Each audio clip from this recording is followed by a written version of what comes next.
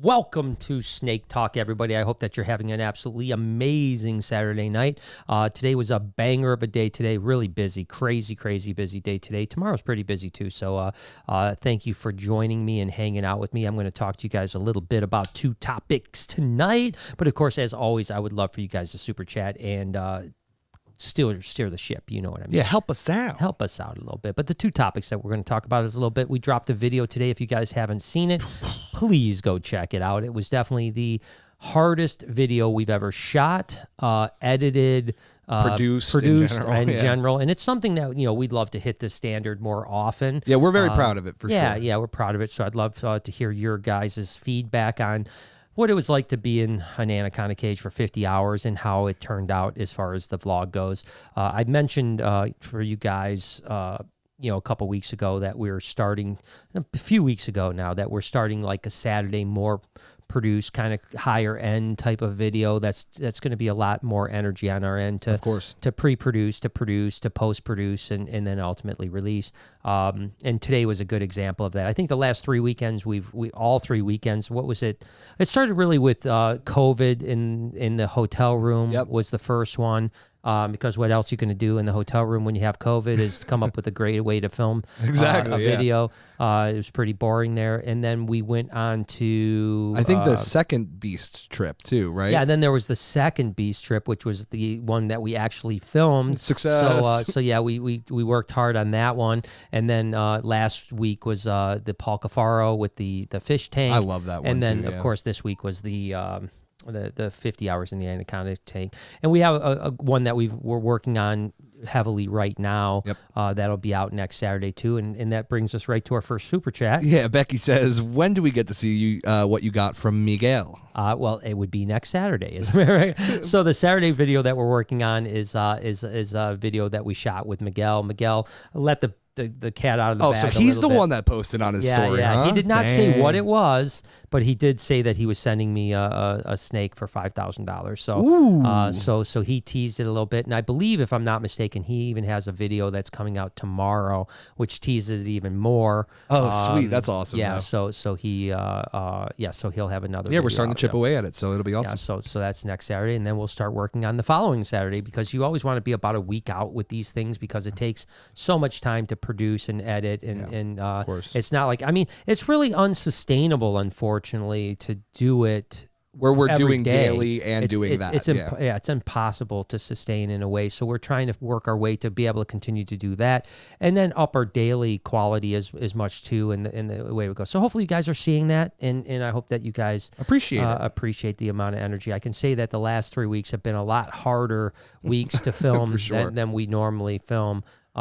Just with thought process and intentionality and stuff like that. So we're working, guys. We're trying. And listen, you guys might ask before I start talking about Anaconda stuff, and we will talk about the American Competes Act as well. Of course. If you guys have questions about the American Compete Act, feel free to super chat me. I'm pretty up to date with what's happening. I understand the legislative branch pretty well and how laws pass.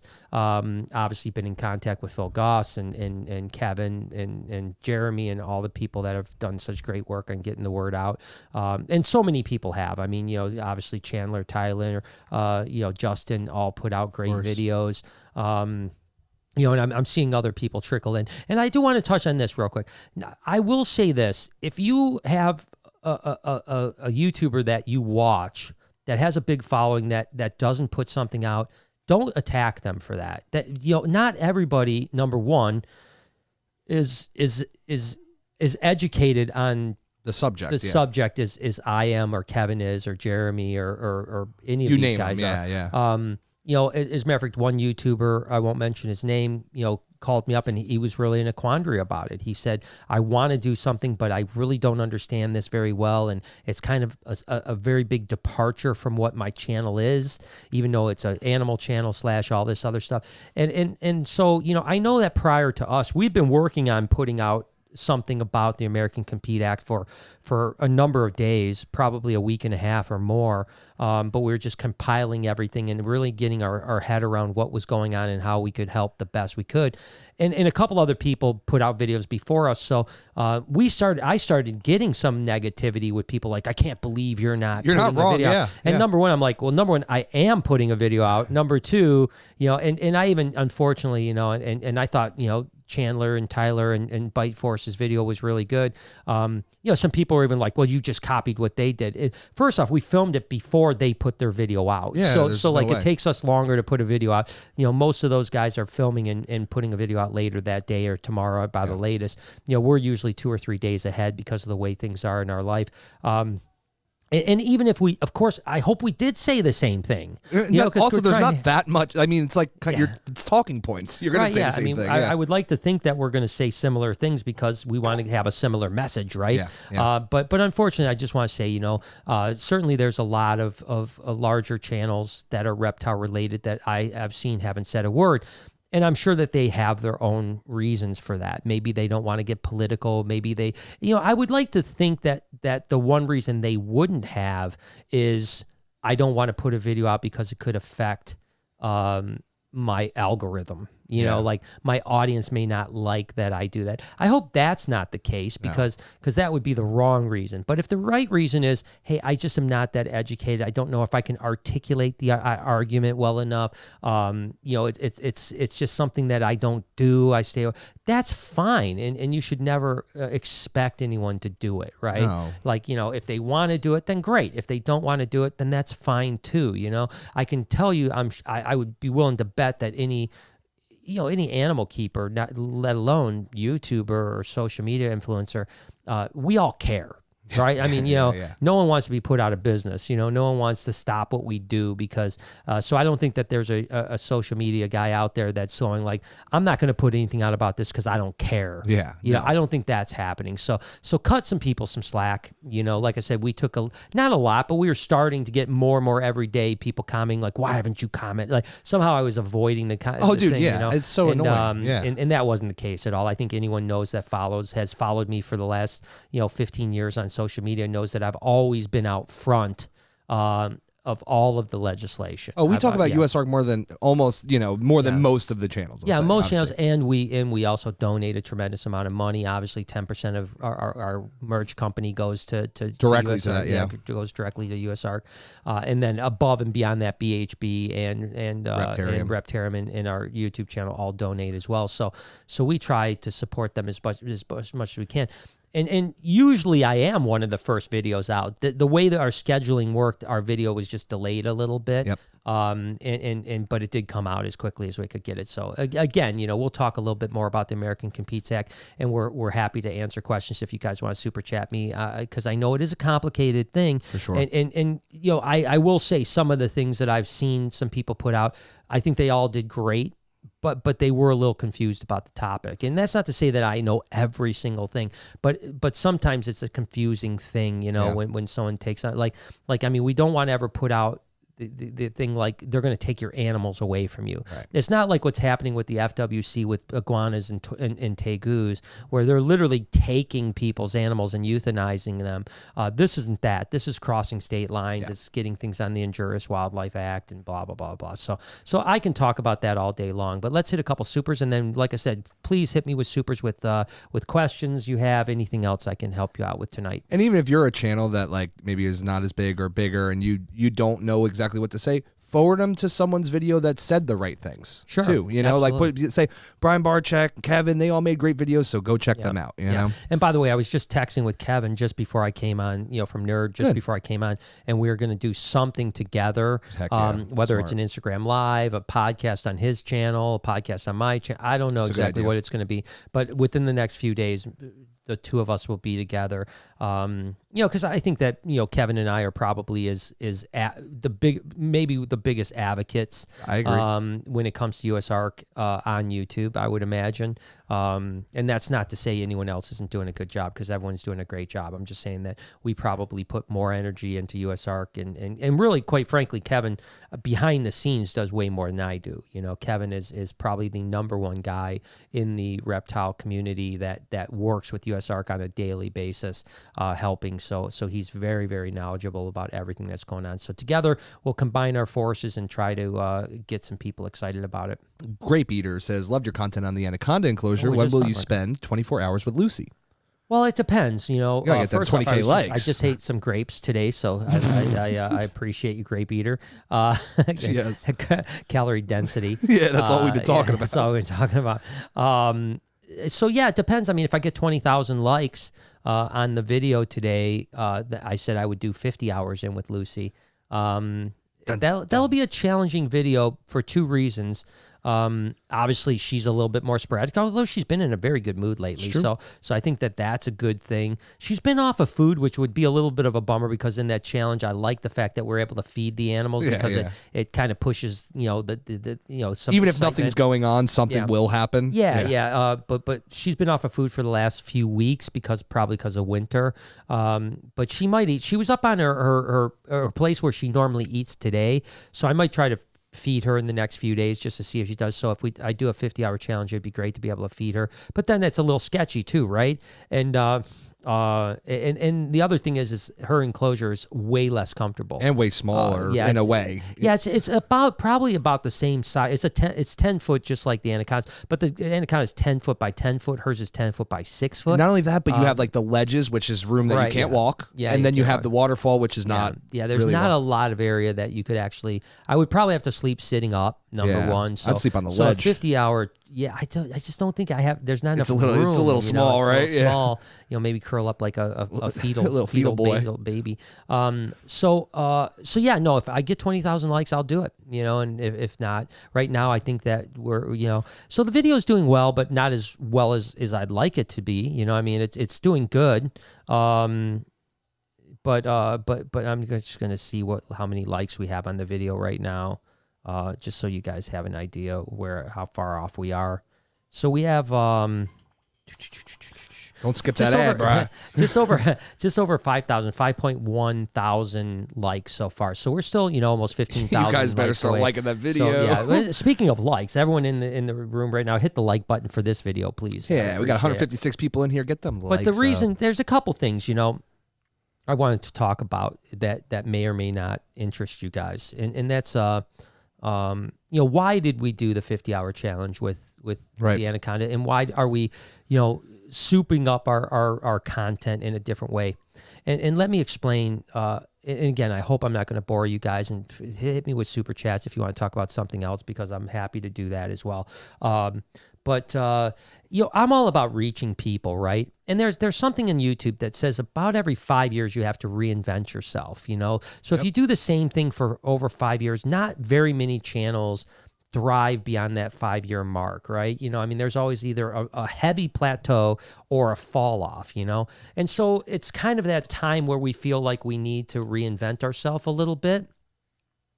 And then the other thing is I know that some of the changes we're making, everyone that watches our channel isn't going to like. Not everybody is going to. I think 90% of the people that watch me now will really like the changes that we're trying to come up with, because it's going to be more entertaining. It's going to be easier, more fun with the animals. Yeah, more fun with the animals, more fun with the crew, more fun with the family.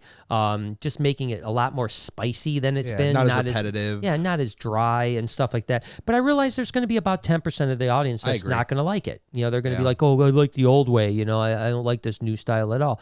But you got to remember, if I hope I don't lose anybody, but if I lose that 10%, but maybe gain 5 times the number of people that would normally not watch animal videos or not watch reptile videos, because there's more interesting things like, hey, this dude spent 50 hours in with you know 3 anacondas. And some so what I'm saying is that, like, as a reptile person, you may watch that video and go, well, wow, Brian spent 50 hours in with the anaconda. And I'll talk a little bit about how the experience actually was and what we went through to do it, if you guys want me to. But also, the people that don't give a crap about the reptile community might see that title and go, whoa, I'm going to watch that now. Yeah. You see, and that to me is what matters, not because I want more views because of narcissism or greed or anything like that. But I know that for every view that I get, there's a potential for that view to become a repetitive viewer that turns into an animal lover or a reptile lover. Yeah. We see it all the time with the Reptarian people that come and I watch your videos every day. That's what got me into animals, you know. Like, yeah, and we comments every day too. You know, your videos. I used to hate snakes. Now I like snakes and I keep snakes. That's why we do it. So that's kind of why I'm doing why we are doing the changes that we're doing right now. And I hope that you guys understand that. And will it work? I don't know. And yeah, I know there's been a couple comments kind of like, you know, you must have been taking lessons from Mr. Beast a little bit. Well, yeah, of course. You know, I'm not going to lie about it. Number one, we've worked with Mr. Beast here a few times over the last year. As a matter of fact, we're potentially working on another project with him now that's going to be coming up here relatively soon. So obviously, yeah, we've learned a lot from their team. You know, it's hard not to, though. You Right. know what I mean? You go there and you see like, they're doing it on another level than we're even thinking. I was just talking to someone about it earlier today, and I said, like, I've worked with Logan Paul, David Dobrik, Jake Paul. They're all probably pretty Alex similar to Wasabi. us, if not less. Yeah, I mean, you know, a lot of the big name, the Dolan twins. I mean, you know, I've worked with some giants in the YouTube world. And they're very similar to our production. Some aren't even as much. Some, I mean, David Dobrik is literally no mic, holding a camera, no external mic. Brilliant at what he does. Brilliant. I mean, I think I always say he's the best 4 or 5 minute video that you could possibly do. But you got to remember, David will film for 3 days to make a 4 minute video. Yeah, it takes the best parts of doing crazy things for 3 days. Yeah, 3 days he'll do crazy stuff and cut everything out, you know, except for 4 minutes, which is pretty impressive. Hard to do, too. But, you know, you just roll up to David's place and it's just him, you know, and he's just like, let's do something, you know, let's dump you know, all these roaches on Jason as he's naked in the bathtub. Yep. You know, that's it. And you literally roll up and you're filming 5 minutes later. You're done 12 minutes later. You're, you know, maybe catching dinner or saying goodbye and you're out of there, you know. And that's the same thing with, you know, Logan Paul. I've done several videos with Logan. The last video I did, he rolled up to a place that we were at. We did a What's in the Box challenge. It was him and his mom. Literally, they rolled up. They had one camera guy. This is how we do it. No second angle, no third angle, nothing, just a camera guy. And they just rolled, and 15 minutes later, he was out. Boom, he's done, you know, and he's out of there. Great guy. I mean, nothing against him. Logan's always treated me like unbelievably nice, and I love the guy to death, and I love his content as well. But Beast is different level because they have 50 employees. You know, I think that the next YouTube, I don't even know what the next YouTuber down. Like if you went, all right, Beast has 50, you know, people. What's the next YouTuber down? I gotta say 5. Yeah, I'd 8? say probably Logan now. Like nowadays, he has a good amount of people, right? He's got. No, like actually, he doesn't. That's the thing. What do you He has mean? his crew, but he says he has 3 people that work for him total. Oh, okay. 3 I thought like people. his crew, like Mike and all them, would be technically part of it, but No, because they're not paid. You know, they're not paid part of the crew. Oh, They're on their own. You know, they're part of the impulsive. But so he probably has 3 people total on his payroll. You know, and you know, I mean, we have way more than that. You know? So it's so yeah, you can't not be inspired, you know, and so on like that. So anyways, enough about that. I just want to say that we can touch on that. Let's hit some supers because I know they're piling up a little bit. And I appreciate you guys. Tiffany says my green hair, which she just dyed, says nice. Matching my Reptile Army Christmas merch really well. Nice. Also, let me know when the 50-hour Lucy date is, and I'll be there. I'll stay in there for you. Let me tell you what, Tiffany, it sounds a lot easier than it is. Yeah. When we got into it, it became a much bigger challenge than I could have ever expected. You know, I mean, you know, it's hot, it's muggy, it's not comfortable. There's times where you know you can't get comfortable no matter what you do. You can't sleep. So no, it's you know, it sounds fun Because you hear the waterfall and stuff, and you're like, that sounds relaxing. It sounds for so 15 nice. minutes maybe. But it's difficult. And like I said, I think Ivy's cage might have been the easiest of the cages to do. I thought it was funny how like within like 2-3 hours you were already struggling. Like you were like, you know, like I think you even said in the video, you were like, I went through Instagram a million times. Like once you get through all those things, you're like, oh no, now what do I do? Yeah. And that's the thing, you know, for me, it's like, you know, I don't really have any downtime where, you know, you're like bored, and don't get me wrong, we were always kind of doing something, not always, but there was big portions of time where we were involved in trying to, film a piece. Cause you got to remember, so it turned out to be what, 33 minutes? 33 minutes, something like that. Something like that. What was it when you originally put it on the timeline? Hour and 40 minutes. Hour and 40 minutes. So we took an hour and 40 minutes of already cut scenes, hour and 40 minutes of cut scenes, and turned it into 30-something minutes. Yeah, it took only the funny, good, perfect stuff. Yeah, out. So we filmed obviously you can imagine over the period of time we filmed how much content you actually would come up with. Yeah, 4 cameras rolling completely the entire time. Yeah, and so it's So yeah, I mean, my point is that, but there were definitely times where it was struggling, I mean, like I remember being up in the morning when we wanted to film the sunrise in the morning, that was one of the things that we wanted to do. And because I didn't sleep hardly at all. Yeah. The last night we decided to film the sunrise on that day. And that was an hour and a half or so period where there was, it's 6 a.m. There's nothing going on. Yeah. There's nobody messaging me, or I can't text anybody or call anybody. There's, the emails are all done. Everything else there's no more comments to go back on. Like you said, you went through Instagram probably thousands of times by then. You run out of things to do, and I watch so much TikTok or whatever. So, it becomes very, very challenging. But hey, we did it. Tiffany, if you wanted to come check it out, do it. Mama Tomsky says, you guys have been crushing it. Loving Saturdays. Today was amazing. 50-hour challenge. Keep it up. The great work, guys. Thank you. Well, your son crushed it. Well, we all did. Yeah. It was a very much a group effort for sure. But you put more hours in than anybody. Well, There's I appreciate no doubt it. About that. Roberta says, do you think it will affect the ball python trade, meaning the American American Competes Act? For sure. It's okay. So this is a tough one, right? It depends, and someone actually posted one of the silliest comments I got on the video about raising money for USARK, and it was it said something like, "You don't even know what the Fish and Wildlife are going to do. Why don't you just let them, win this, and then find out what they're going to do? They probably won't be as bad as you think." Oh, that's funny. And it's just like, okay, so you want to pass a law where they could completely outlaw everything, because you have some weird faith that they're going to do what's right for us. Which because never happened. Yeah, once. Because the government has always done what's right for us, right? Yeah. And so listen. Do I think ball pythons will be on the white list? Yes, initially, I do believe they would be on the white list. Is there a possibility? It depends how. So it depends how.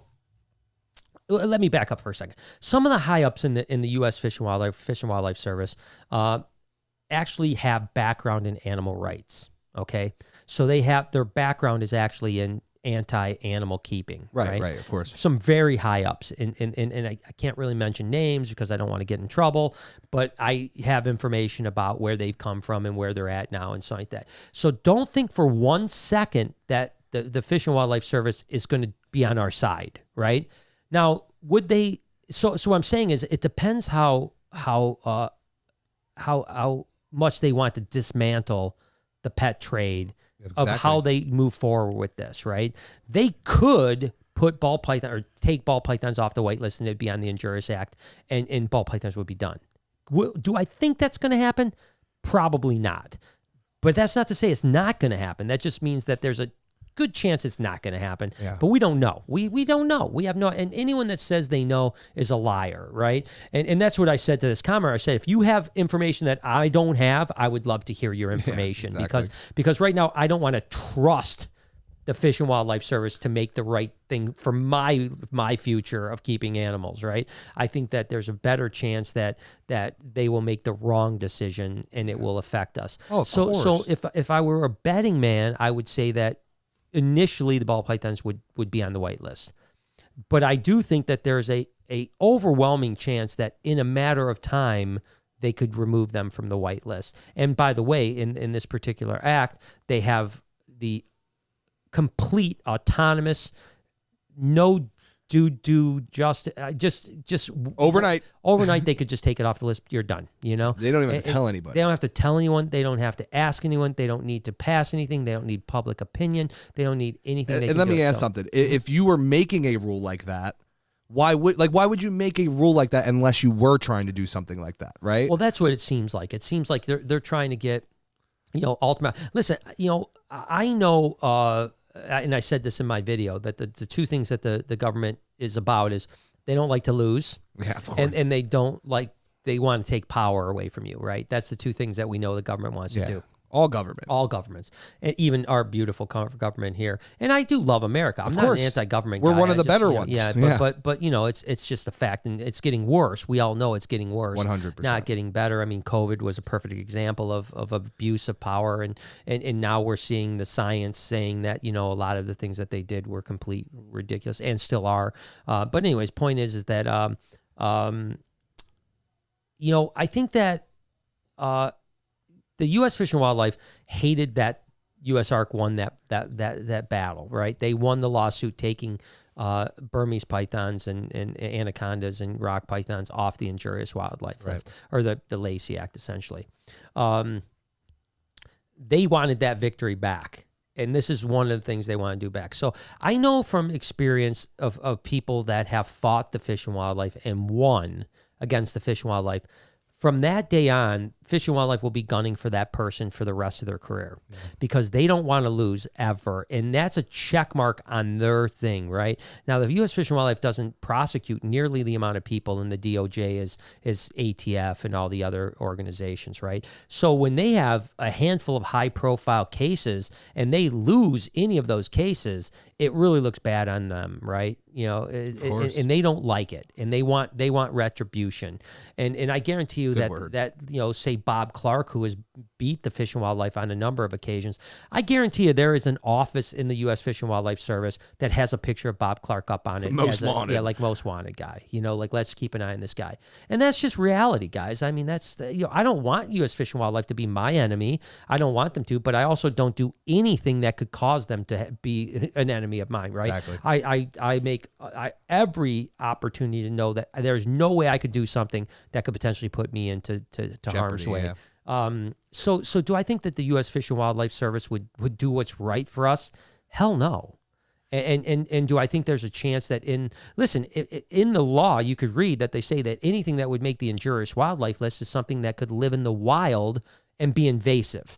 That's everywhere in the United States. And that's just not in Michigan. That's in anywhere in the United States. If it can be injurious and invasive, it will go on to the Injurious Act and not be able to come across state lines. We know that ball pythons could live in this country. Somewhere in this country. Almost every animal could live somewhere in this country. Right. So if they decided to make a white list of animals that couldn't live in this country, and they really wanted that to be what their focal point was, there wouldn't be many animals left, you know, and if there are animals, I think at some point, you know, like I'll give you an example. There's been some talk of Brazilian rainbow, pockets of some Brazilian rainbow boas that are now in southern Florida in the wild. So now FWC is working hard to add Brazilian rainbow boas to the list of things you can't have, right? Wow. So that's going to happen, and as soon as ball pythons somehow get out there and most popular animal in the country, exactly, most popular animal, you can't tell me, or leopard geckos or bearded dragons. And someone else said the same thing, like they said, you know, I don't like the fact that YouTubers are using, you know, ball pythons and bearded dragons as examples of what we could lose. Because it's just fear tactics, and I say I don't agree with that. No, I don't agree with that at all. That's not fear tactics. That's reality.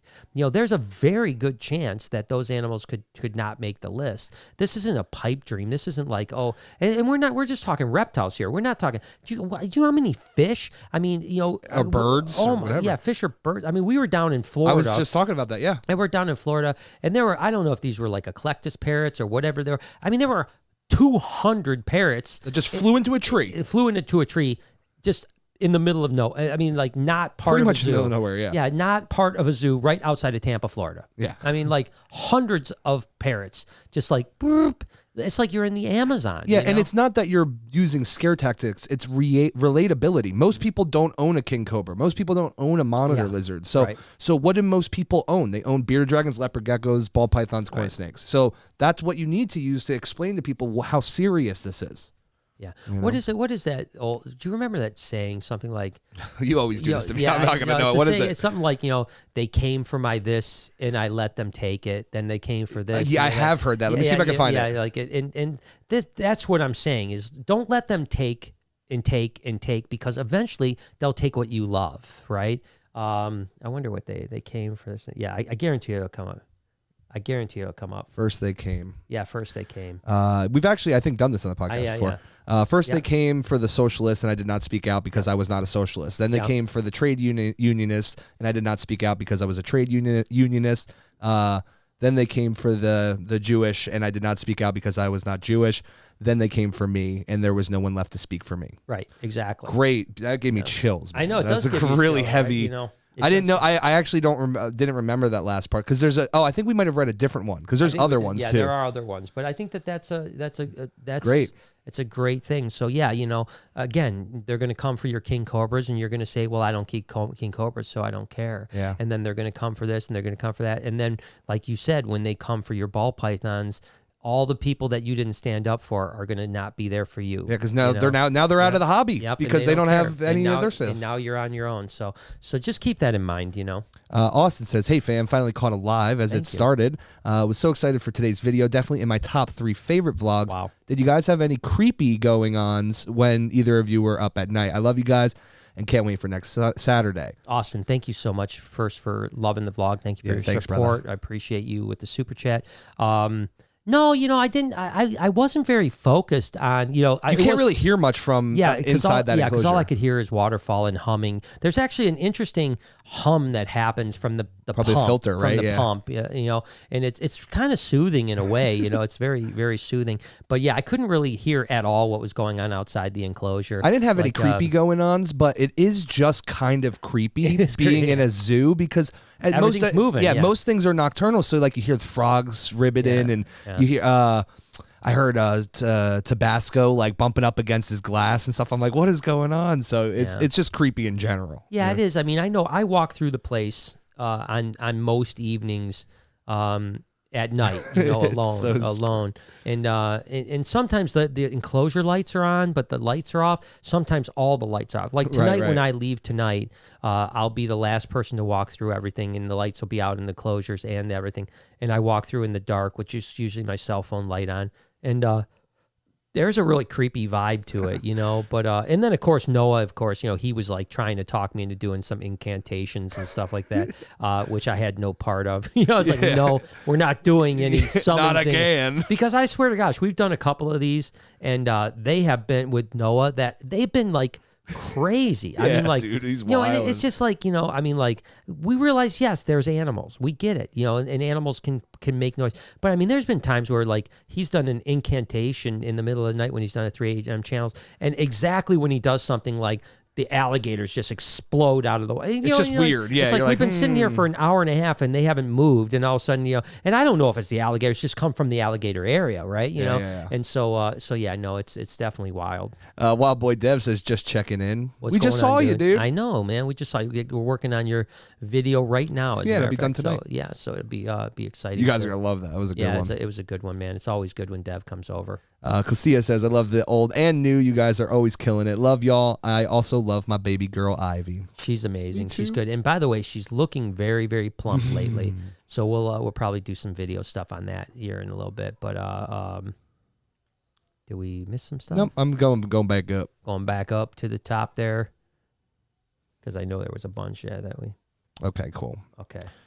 All right. So we got Castilla, and now we got Slack's Family Adventures is back. The Slackliners. They say, hey, whole fam's watching tonight, celebrating our V-Day tonight. Well, happy Valentine's Day. Oh, yeah, happy Valentine's Day. Yeah, I forgot that's it. I know, I told you today, dude. I tried to give you the hookup. I didn't do anything for it, you know what I'm saying? You give her love every day of the year. I treat every day like Valentine's Day. You do, though. You bring her flowers like pretty much once a week at least, right? Yeah. So there you go. There's your Valentine's Day. Happy Valentine's. Happy Valentine's. I'm surprised the knife didn't come through the door. Go screw yourself. Yeah. Becky, go clean some dishes. Yeah, go clean some dishes, Lord. I'm really surprised that knife hasn't really gotten funny? through. You know who does the dishes at our house? Noah, 100%. Noah. About 90% of the time, Noah does the dishes. Oh, 100%. You wouldn't think it, but Noah loves to cook and he loves to clean. Yeah. So he cleans like crazy and he cooks like crazy. So that's why we keep him around. That's why I love that kid so damn much. Becky says, so what can us Canadians do to help with USARK? So, I mean, I think that really the Canadian side is a couple different folds, right?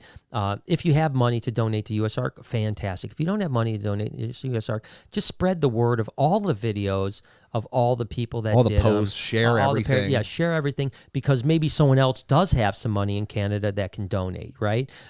Because really there's not much else you can do. You can't really write to our senators. You can't really call our senators. You can't do stuff like that. But you know, that's what's important, is sharing the thing, because and you never know when someone gets, you never know when the right person gets that message and goes, hey, look I can help out, or whatever. Right. And as a matter of fact, one of the attorneys for USARK that works with USARK was just someone that was like a fan of reptiles, and he's also an attorney, so he volunteers his time, and if he didn't know that USARK existed, he would have never volunteered his time. Right. So it's important. JM says, I just finished the audiobook for Lizard King. It was fascinating learning about the dark side of our reptile business in the not so distant past. I agree. Yeah, and I had a referral in that book. Ooh. Ironically enough. Yeah. It was actually, I think I told the story before, right? You've heard the story. Possibly. Where like someone came up to me, Bill Love actually came up to me at the Orlando show with the book Lizard King, just came out. Everyone knew it was coming out. I talked with Brian Christie, the author, right, several times during his writing of the book, interviewed me a couple times. And so Bill Love came up to me and said, hey, can you sign this book? I want signatures of everyone that's in the book. And I was like, oh shit, what am I in the book for? Like what? I mean, it's a book about smuggling and drugs. Yeah, you're like, no. What did he write about me? Yeah. And what it was just like an acknowledgement page. Like I would like to thank, and he had like a list of like, oh, that was nice. 15 people or so that he wanted to thank. And I was one of the people that he thanked. Not that I had any contribution to that book whatsoever. I mean, Brian's a great author and a great investigative journalist.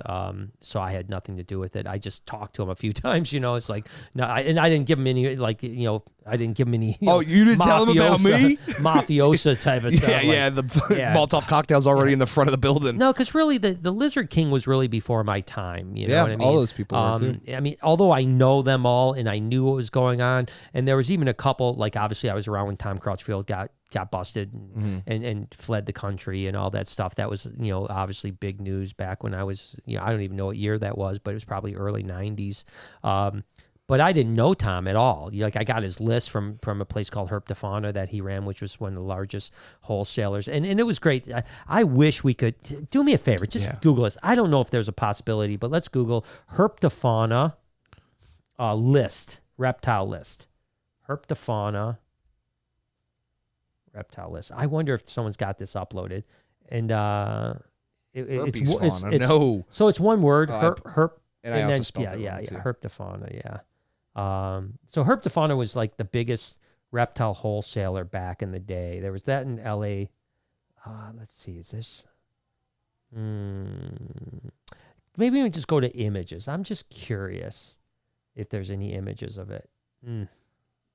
No, there's not, unfortunately. I wish there was, though. That would have been It's sick. really cool because his list was the first list. Like, he'd be like 16-foot Nile crocodile, puppy dog tame. No way, dude. Like shit, like, I and love it'd be it. like, like every animal had like an explanation behind it. Like, you can sit on this thing's back. No way. Like stuff like that. That was like Like, a car salesman almost. It was so funny. And I remember he used to send out this paper list, before the internet, before Al Gore invented it. And it would just be this list of like amazing animals. And it was always like we got it at the pet shop I worked at, right? Yeah. So figure, that was when I was 15, 16 years old. So you're looking at 1986, 87. Jeez. That's how long. I didn't even know they made paper back then, dude. Yeah, paper didn't even happen. I thought they just yelled loudly. Yeah, they tapped on rocks. Yeah. Yeah, exactly. Made fire and made the smoke signals. Yeah. I mean, we like me and my friends at the pet shop would all like huddle around. You'd probably be geeking out, right? Like, oh my God, it's Tuesday. It should be here today. And we did, and there would always be this, And the thing that's funny was like he got busted for Fiji Island iguanas, right? Because like we found out, which I thought I knew, but Dennis down at the Virginia Zoo reiterated something that I had thought I knew, is that all the Fiji Island iguanas in America and supposedly around the world, but unfortunately other in Europe and even in Canada, they don't enforce it. All the Fiji iguanas are owned by the Fiji government, much like all the pandas that are in zoos around the world are owned by China. They give them on loan to people. So there's no private Fiji Island iguanas. Tom Crutchfield got busted for I like Crutchfield. Crutchfield. He got busted for having Fiji Island iguanas. Right. The thing that was funny is they were on his list. He put them on his list for sale. Shit. So like that's how crazy it was. Like he just didn't even give a grade. He's just like, yeah, I'm gonna put them on my list for sale. Yeah. And then when they came and busted him, he's like, oh shit, I got Fiji Island iguanas. It wasn't me. It's like, but what about your list? Again, a lot of people don't know the story behind that, but he literally fled the country. Wait, what? Yeah, Where'd he go? He went to Belize. And at the time there was no he thought there was no extradition from Belize. He literally fled the country, went to Belize, and then got arrested and spent 6 months in a Belizean jail. No way, dude. And then ultimately got extradited to the U.S. and spent another year, I think, in jail, or 2 maybe.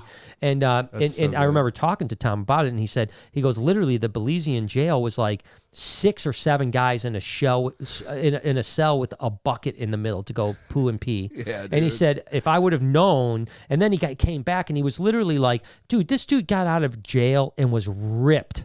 I mean, wait, Tom? Tom, because he was playing racquetball. He was shredded. He was shredding out. I mean, because he stayed, it was like a minimum security, frat house that he stayed in, but he spent 6 months in a hellhole in Belize. With a literal hellhole in the middle. Because he fled the country. And he only spent like a year and hey, listen, I don't want to spend 10 days in jail. I'm just saying, he split. I wouldn't last a day. Once that go, clank, you'd be like, get me the hell out of here. I'd be the one screaming at the middle of the night, like, please, call my mama. Yeah, please. My mom will tell you I'm not a criminal. So Tom was jacked though, like he was shredded? Yeah, so he was like, you saw Tom. Yeah. That was about what he looked like before he went in. But really? younger. And then he came out and he was shredded. As a matter of fact, he became a fitness instructor. No, he didn't, dude. He did. He became because he couldn't keep reptiles for like 3 years after his. This rest of this podcast is just Tom talk. Let's get this, dude. And he like literally was like, I mean, he literally was a trainer, a fitness trainer. For like years. Yeah, that's awesome. Yeah, because he couldn't keep reptiles because it was in his deal that he couldn't. How keep long reptiles. Was he in Belize before he got caught, you think? It wasn't long. It was not long. I don't know if he just did really bad research and it was like the wrong country, but there wasn't much research back then. There's no internet. Yeah, so he picked the wrong country. He thought he was going to be living in Belize the rest of his life. And I mean, I understand. Listen, I don't ever understand running from the law because you're always most of the time going to get caught. But if you're gonna, you've seen the movies. They make movies about this. Yeah. But if you were going to spend like 25 years in jail, I could see someone saying like, "I'm out of here, man. I'm getting out of here, man. I can't spend 25." But you can spend 2 years in jail. You're going to like live in Belize. Yeah. I feel like which one's worse? Now you got to remember, Belize is beautiful now. Like it's become like a tourist. As a matter of fact, very expensive to live in Belize. I mean, you to get a house on the beach in Belize is like millions of dollars. Yeah. But back then in the 80s, late 80s, Belize was a third world country. It still is a third world country, but third world country where no Americans go. No tourism. Yeah. I mean, it was like going to middle of Colombia right now or something like that. That's not a place you want to live. So for him to flee the country was pretty amazing. Clout Kid says, what is it with reptile or animal guys and long hair? Why are you attached to the long hair? And would you ever cut it? Might make for a good viral video. Wink, wink. So a couple things. Number one, I don't think everybody with reptiles. I think that, reptiles and tattoos are a stereotype. Obviously, I fit that stereotype. But there's tons that don't, though. There's so many. I think there's probably 85% of reptile males do not have long hair. And I think a lot of reptile and animal people don't have tattoos. Right. I think that's absolutely true. So I think there's a stereotype I do fit into that stereotype. Both my tattoos and my long hair have nothing to do with my reptile keeping. It's true. I started growing my hair when I was 10 years old. I didn't keep reptiles at the time. I loved reptiles at the time, but that wasn't it. And I've always been fascinated with art and ink. And so that has nothing to do with my as a matter of fact, it's an animalist session. I've got very few reptiles on my arms. Sure. I have mainly animals on my arms and chest and leg. As far as like make for a viral video, I don't think it'd be worth it. You know what I mean? Like, so listen, let's say that I do a fundraiser for US Ark and I'll cut my hair at the end, right? Yeah. And let's say that we raise $10,000. I will give you $10,000 not to cut my hair. Yeah, yeah. You know what I mean? And so what did I, you see what I'm saying? It's like, now listen, if I could raise $1 million for US Ark, absolutely, I'm cutting my fucking hair, you know? Grows back, but yeah, that's not going to happen. I'm not making $1 million. We're not going to make more money by doing a video like that, unfortunately. As much as I would love that to be the recipe to get us 1 billion views, it's not going to happen. Yeah, and listen, I just like I wouldn't ask you to change your looks, don't worry about how I look. You know what I'm saying? Yeah, it's what's like, my message? It's like if I thought that the way I looked was hurting the chances of reaching people about love of animals, then I would change my appearance to try to be more vanilla. But I don't think that matters. I don't think that, I don't think a single person gives a single shit. I don't think that's, moms are going, my kid can't watch that guy because he's got that long-haired hippie. I think that, maybe back in the 60s that was the case, when people were like, hippie. Now, businessmen wear their hair in a bun. You know what I mean? It's like, so it's a totally different world. So, tattoos now. Yeah, and I don't mean to attack this person at all. I'm just saying that it's I wouldn't do it. I mean it's been with me since I was 10, and hair's older than you. Yeah, the only time that I'll cut my hair is if I start going bald. And I don't think I'll go bald because I have a lot of hair. I have a hairy family. Yeah, I don't expect myself to go bald. But if I did go bald, I wouldn't have a skullet. I can tell you that. No, dude, we're totally keeping the scully, dude. Yeah, I'm not doing the skullet. Great Peter says, with Kevin's video about New Hampshire fish and game training, do you think it will help with this bill? No, not at all. So I don't know about this video. What happened? So it's a great thing. I mean, Kevin does rattlesnake training with the local I do know that, law enforcement agents, and he had a video about doing it. Great video, really great thing, but I don't think it has any context. There's no benefit / anything. Much like I don't think when Chandler free handles a cobra will have a negative effect on the bill. Right. I don't think that something Kevin does will have a positive effect on the bill. I don't think that... It's unrelated. I think YouTube videos do not have any precedent over legislation. Yeah. And I know that's an unpopular opinion because most people think that anything you do on YouTube is going to, pass a law. I just don't think there's ever, I want to say there's never been a piece of legislation that hasn't stemmed from a YouTube video, because there probably has been, but it's very rare, I mean, listen, Logan Paul found a dead body in the forest. They didn't change their rules about dead bodies in their forest. Right? Yeah. I mean, now YouTube changed their policy, but not the government. The government didn't outlaw anything, and that was one of the most viral videos that had ever been put on YouTube. So, but that being said, I applaud Kevin for what he's doing. He's taking time out of his life to train local because he's so passionate about timber rattlesnakes. So good on him. Tiffany says, if Sizzy can come home on the 24th, Mizzy and Sizzy will have the same gotcha day. I will then have Lizzy, Fizzy, Jizzy, Mizzy, and Sizzy. Oh, my goodness. I just love hearing Jay say him. Oh, my goodness. You're welcome, let's try Tiffy. to make that happen.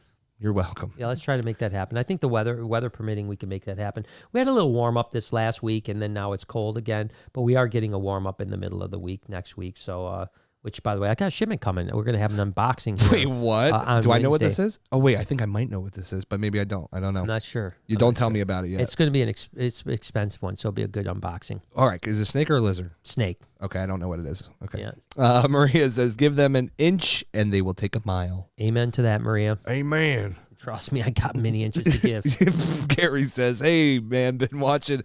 Hold on, I got to catch my breath. For 4 to 5 plus years. I love all your content and looking to buy my first pet. Really interested in buying a snake from you. Thank you. Love the new content and love that you just keep evolving. Thanks, Gary. I appreciate your kind words, and I also appreciate the fact that you like the way we're going. And I think, listen, I respect... I take most of my inspiration, or I get most of my inspiration, I should say, from outside the animal world, right? And so, like, I always talk about Walt Disney. Not as a person, I hear he was a prick, right? But as a visionary, I love Walt Disney, right? I was a big Walt Disney fan, big Steve Jobs fan, huge Elon Musk fan. But also, and you may find this one weird. I love Madonna.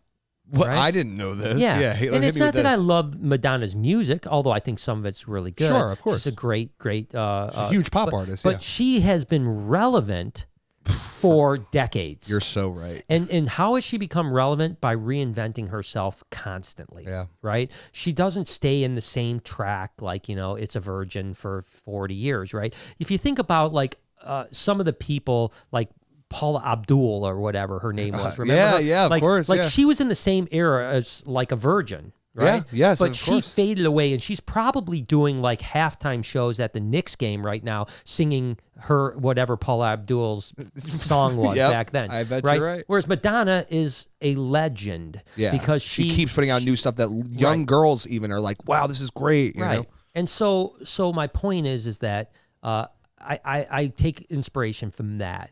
And throughout my 30-something years of working with reptiles, I've been in a constant state of evolution, and even in the vlog and snake bites days, look at how far we've come from early snake bites days. And I'm not talking from a production standpoint. I'm talking from a content standpoint and an educational standpoint and just a maturity standpoint. We've evolved so much, and now we're just in the next stage of evolution. What the next iteration will end up being, I don't know. We're in the very beginning stages of this next iteration. This is like the R&D phase, research and development. Right, and we're going to find what works, and unfortunately, we don't know what the end game is. But I'm hoping that as we're tinkering, that we're going to find our we don't want to be Mr. Beast. We don't want to be this person. We want to be ourselves. Yeah. But we want to take snippets of other people's success. And listen, everyone wants to learn from the people that are the most successful, right? Like if I sat there and said,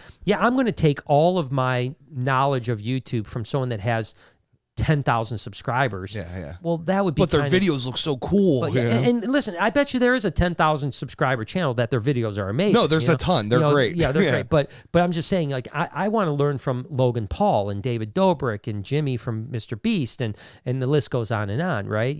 And the other thing that you guys may or may not know about this is that I watch reptile content when I can because I enjoy reptile content, but I don't ever want to take anybody's reptile content and try to duplicate it. Ever. Because I don't take any, I don't try to take any inspiration from what anyone else is doing in the reptile world. I want to take inspiration from other people and apply it to what we do, outside of the reptile world. And that's the way we can hopefully, I keep saying, one day we're going to break out, and we've already, listen, we already have a great following. I'm not saying we don't, and we love every one of you guys, but one day I keep saying that, we're going to hit, we're going to hit to a point where we're getting 1 million views every video or 5 million views every video. Grow this family to 10 million people, that love reptiles. Yeah, I want our channel to get to 10, 12, 15, 20 million, just like Brave Wilderness did. And I know we can. And we can,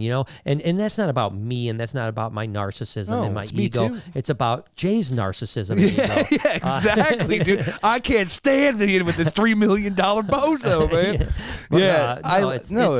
It's about the dream, right? Everything is related, like the more money we make, the more money we can donate to conservation, the more money we can donate to USARK, the more we can build a cooler place. Cooler place. The more people we reach, we get people to start loving animals, which helps all the other reptile businesses, right? I see Lindsay's actually in here. That's a perfect example.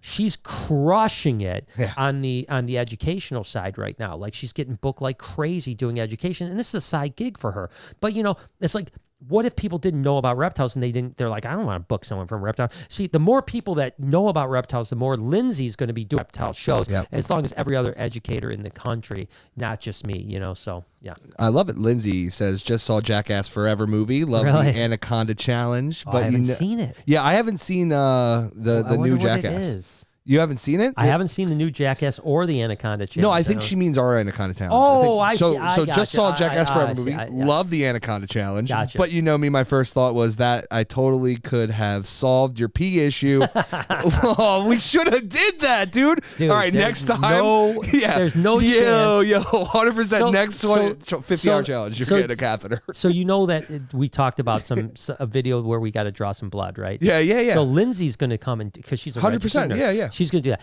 but she's not. Yeah, she is. She's not doing a catheter. Yeah, that's what you think right now. She's doing You're taking that pee bottle out of the cage every single time, Jay, because I'm not doing a catheter to get through that 50 hours. So good though, dude. It's not happening. I'll change your pee bag, dude. I'll still hook it up. I'm not doing it, man. All right, we'll see. Not doing it. No Lindsay, way. I'll give him a couple gummies. We'll get him burned down. Sheesh, that ain't gonna happen. That's really great. No, it's not happening. Can't wait. I'm not doing it. See you soon. Scottish Rob says Phil was saying membership numbers mean a lot to Congress. Sure. Higher numbers are seen as a part of their voting constituents. Sorry. Yep. And therefore, they'll pay more attention. That combats PETA, USHS, Sierra Club numbers, and money. Well, no, you're 1,000% correct. Yep. You know, I mean, listen, when you come to a legislator and you say we have 30,000 members, they laugh at you. Yeah, but you say 10 million. Yeah, if you say we have 1.2 million, and this is what I've said, I feel embarrassed. I really feel embarrassed that we have millions of followers. We have 9.3 million followers across platforms or whatever. And USARC has a couple 100,000. Yeah, that doesn't That's make embarrassing sense to me. You know what I mean? Because that, and it also, I take some responsibility for that too. I think that means I haven't done as good enough job, because part of my job should be trying to get people to advocate for USARC membership. Yeah. And I'm working harder on that now, and and that's why we built Reptile Army. You know, is to donate. Yeah, it was like the first thought that we had going into making that brand was like, hey, we need to do something to help the whole reptile thing. Right. That's what the whole army's about. Yeah, you know? And that's just the money side. But the fact that we mention USARC all the time, hopefully people will. And listen, you know, people don't pay attention to things like USARC when the grass is green and everything is going well. They pay attention when there's havoc and there's a barn barn fire. And USARC's memberships is probably growing faster than it's ever grown, because of this latest problem, which is great. Now we just got to we got to keep people joining and contributing when things aren't crazy. You got to keep it viral. Yeah, almost, knowing that it's going to get crazy again. Yeah. You don't think that these people are going away. You don't think the U.S. Fish and Wildlife's going away. PETA is going away. You know, HSUS is going away. Defenders.org is going away. You know, you can name the organization that loves nothing more than taking away not just your reptiles, but taking away your dogs and cats too. And your rights. Yeah, you know, they want your dogs and cats. Don't think they don't. Now, this particular bill with the American Competes has nothing to do with dogs and cats. But trust me, that's coming down the pike too. Maria says, "Here's $1 per in." She gave you $5, Brian. Listen, you're flattering. Yeah. You're flattering to me. It's for a good day, you know. That's hysterical, dude. Is that our fisherman? Yeah, that's our Alaskan flounder basket. You know everything about big tails of fish right now. By the way, I watched The Perfect Storm last night. Oh, how was it? I don't think I've watched that one. Oh, I've watched it like 20 times. I watched Hateful Eight last night for the first time. That is a good one, man. It's heavy, dude. That is top 5 movies for me. Yeah, it was a banger. Top 5 movies, The Hateful Eight. So top good. 5. I've watched that 30 times now. And it's a long ass movie. It's a very long movie, and the very beginning's like you don't know what the hell's going on for a long time. You're gosh, it's like 10 minutes of like a snow scene. Oh, you know? no, not even a scene. It's just a cross. It's just a cross, and it's. I was like, dude, imagine doing this on YouTube right now. You'd have you'd be no retention, bro. Yeah, you're done. But that's, dude, I'm a big Tarantino fan right now. Tarantino's great, but so Perfect Storm was Mark Wahlberg and George Clooney, amongst others, and it was a great movie. It was about a fishing boat. It's based on a true story. Of course, the boat went down in the perfect storm, right? Right. But they don't know how it went down, so that was Hollywood how it went down. And all that. Right. So it just got lost at sea and stuff like that. But great movie, and I wonder what Maria thinks of that movie. Austin says, but she's crazy getting on that damn boat. Oh, she is a nut. Austin says, with all the morphs of ball pythons and corn snakes, is there a list of what morphs are what traits? Or is it something that just comes with experience? Definitely something I need to know if I want to start breeding. So I don't know about corn snakes. I'm sure there's a corn snake morph guide somewhere that talks about it. The world of ball pythons. Oh, so dude, world the of ball gene pythons. calculator? That's got it's really almost overkill because not only does it have every mutation, but it also has a lot of dinker mutations that are kind of a there little yet? bit, Yeah. like I don't know. So it's almost overwhelming. But world of ball pythons, if you've got like 180,000 hours of your life to spend, you can just study that. And here's a good one too, Austin. This is how, and like I think Brian would even attest. I know a pretty good amount about ball pythons, but I will tell you, I learned everything from watching Brian Barczyk unboxing videos. I'm not joking. Because if you watch them and it's like, oh, this is a blank, blank, blank, and then you just start learning the colors, the patterns, and you put it together eventually. So watch Brian Barczyk videos. I promise you, I'm not just doing that as a little plug, dude. There's a playlist of unboxing. That's how I learned it all. You can watch that on playlist till your heart's desire, really buddy boy. Harry, I thought it said something else, but Harry Cook. Oh my goodness gracious. Says for love, been watching since I was 12. I'm now 26. Wow. That's hysterical. Totally inspirational for my hobby. Love the vlog and podcast. Any updates on the expansion? Would love to visit soon. So first off, Harry, thank you so much. And that is an interesting hard name, dude. Hard name. I mean, if you smudge the ink when you're like writing on the SATs, dude. Yeah, you're in trouble. That's almost like one of the Palcasts. Oh, the ICP. They'll have guys like this. But no, Harry, seriously, thank you so much. And as far as the update on the expansion, obviously, we're supposed to, end of January, early February, have the papers or the blueprints back, and then that's the next really major step, right? Once we get the blueprints back, then we'll be able to get to all our contractors and start getting actual pricing.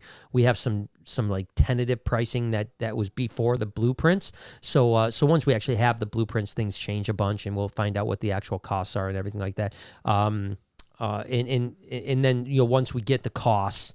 So just to back up a second, let's say that we're supposed to have it a week or so ago. I was going to say, where are we at?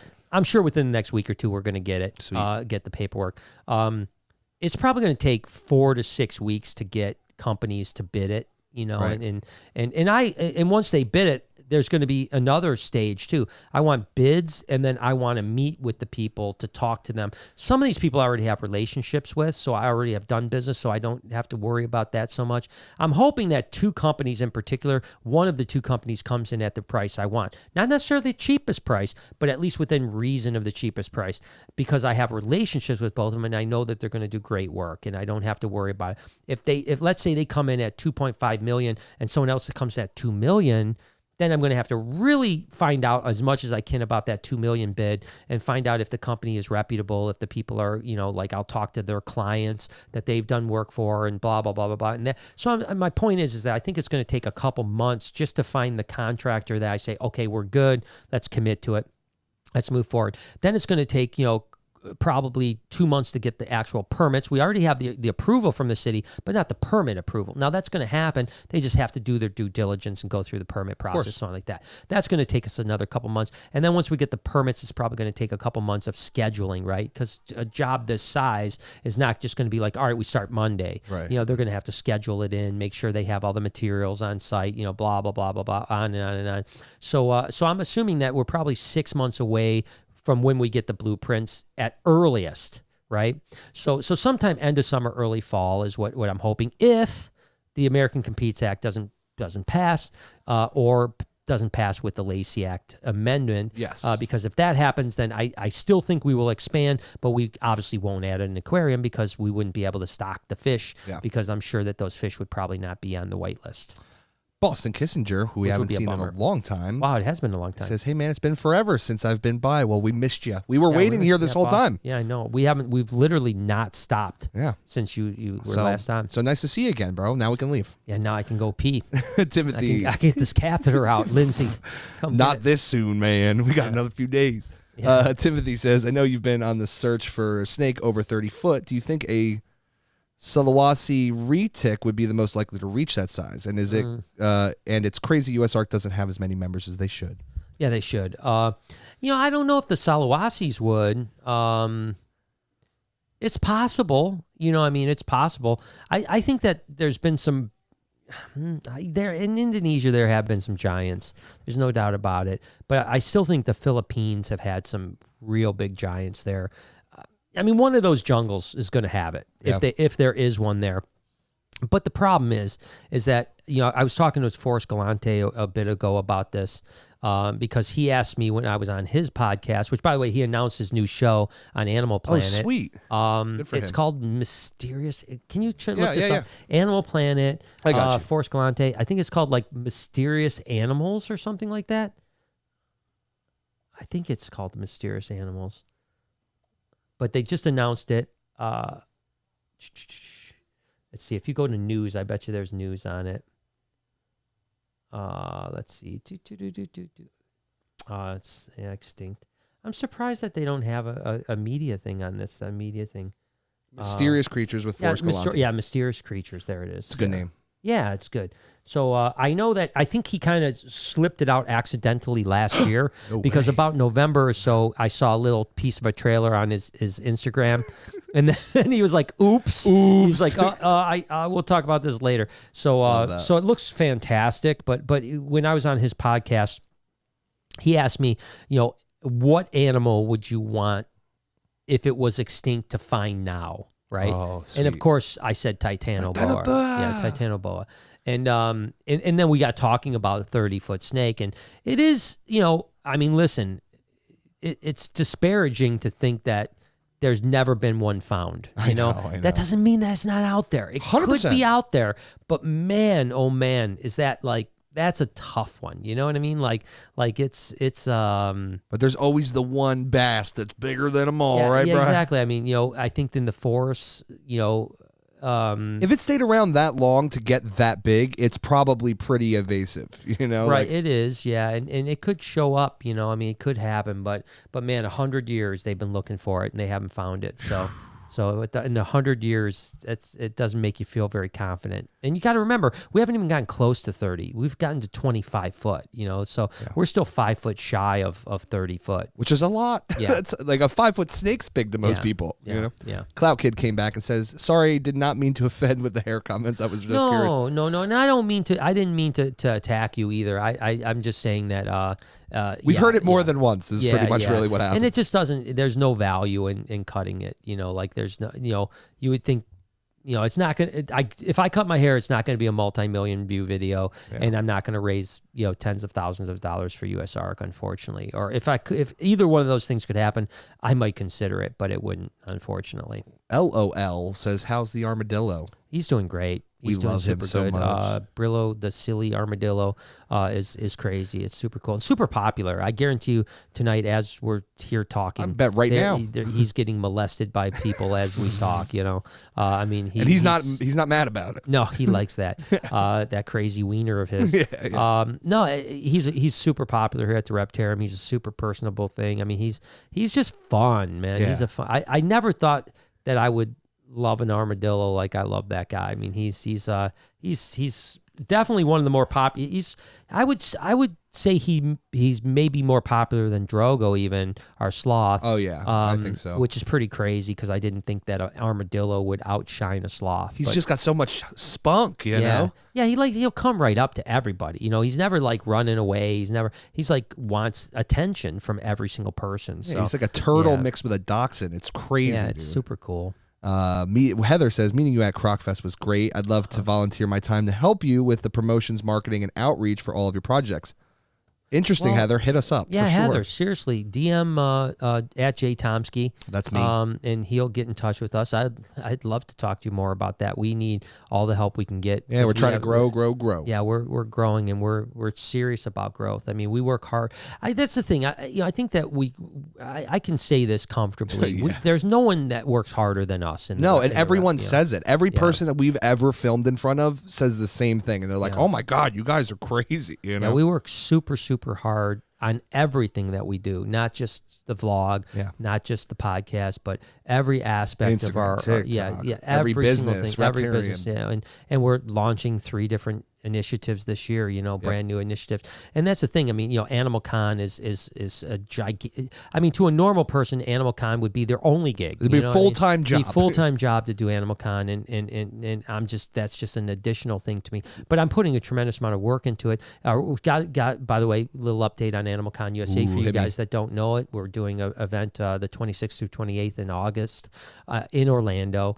and it's going to be basically like the Comic-Con of animals. So your favorite animal personality hopefully will be there. There'll be a couple people that won't, but Forrest Galante is one of them that will be there from Animal Planet. Lots and lots. I mean, Tyler Nolan and Paul Cafaro and Joey from King of DIY and Savannah going? Well, Will Nace and Savannah, and I mean, I could go down the list, of like almost every YouTuber you watch is going to be there. Almost everyone, not everyone, but almost everyone.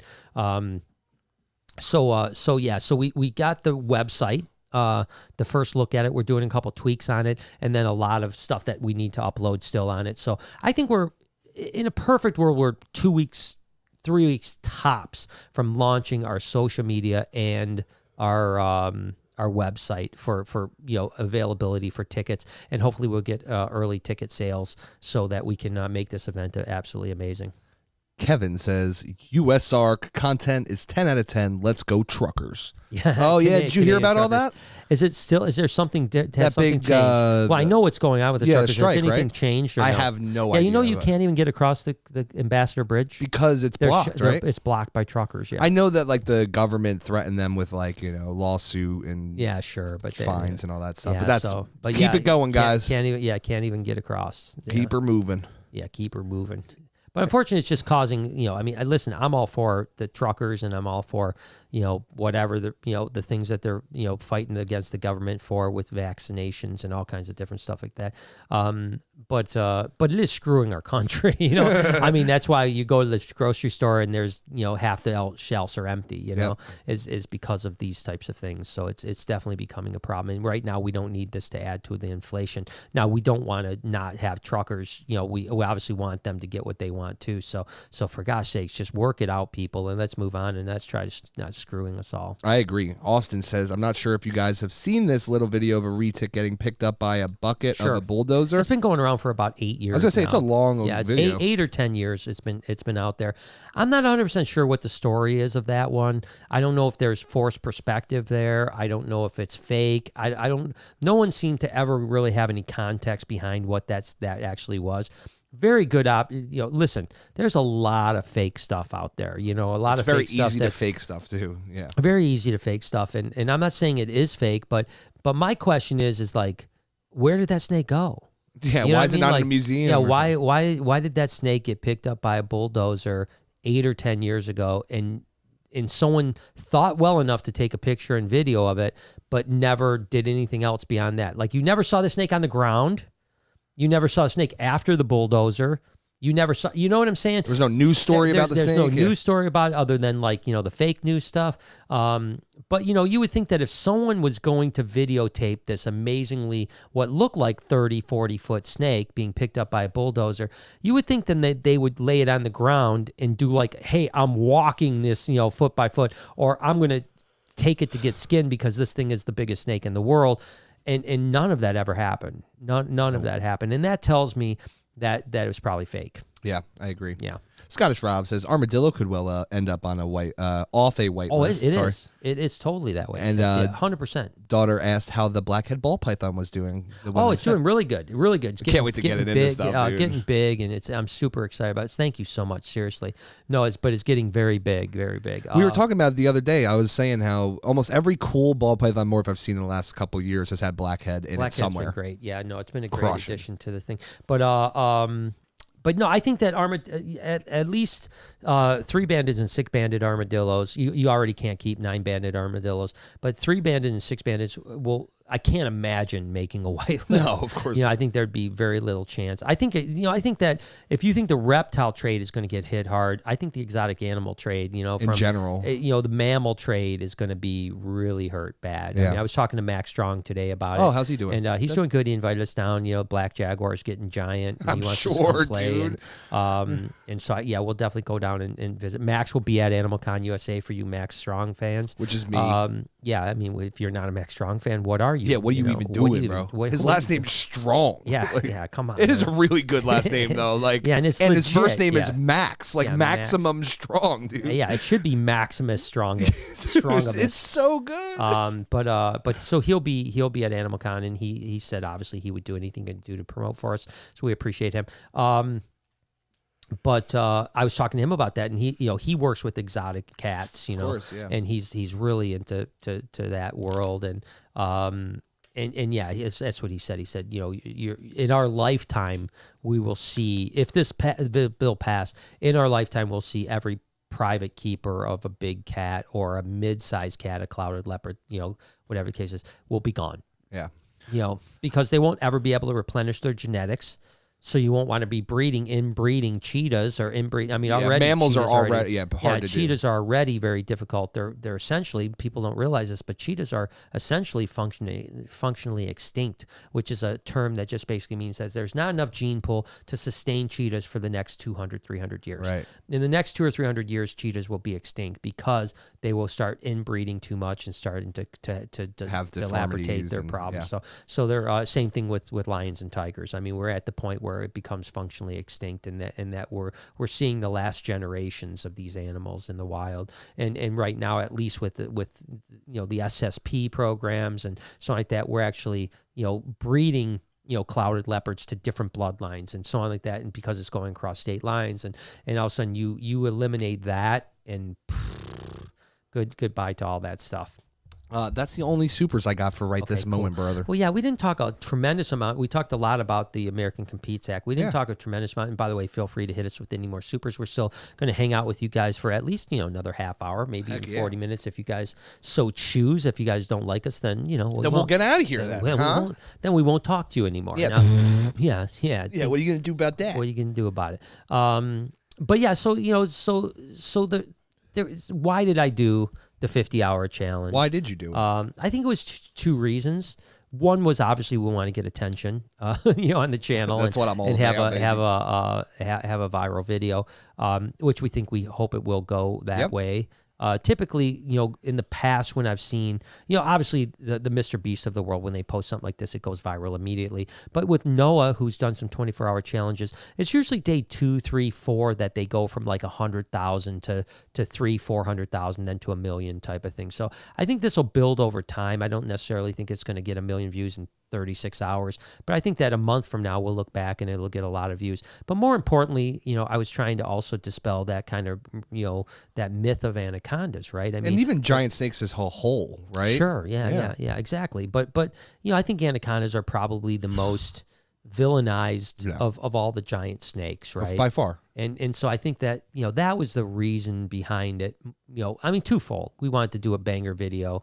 We wanted to produce something that was fun, really fun. But interesting. But we also thought that, man, it's going to show people that that guy just spent 50 hours, slept 2 nights right in an enclosure with 3 anacondas. And is one it of dead? them being big. Yeah, and they not only was not dead, they were crawling on me like I was their friend. I mean, they're like, "Hey, Dad, what's up?" Well, that's one of the things I learned from this was that.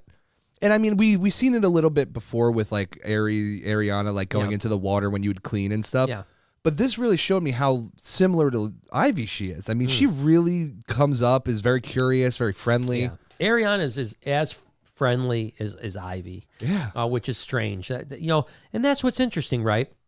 And Jazz, the male, is similar. He won't come up to you when you're on land, but if you're in the water, he comes right over to you in the water. Tickles your toes. And like gets in your toes and kind of sniffs on you. And it's interesting that an anaconda would have that reaction. You wouldn't think it would, but it does, and they do. And listen, I have 4 anacondas, 3 in the big cage, and then Viridae, obviously. All 4 of my anacondas are unbelievably curious and unbelievably incredible animals. Never been bit by one of them, not one. Yeah. So I'm not saying listen, if you were to come across an anaconda in the wild, it's probably not going to be the greatest experience you've ever had. But I don't know. My experience with anacondas is they're a very special animal, and certainly one of my favorite non-venomous snakes in the world. Oh, by far. And so I felt like it was just something that we had to do, right?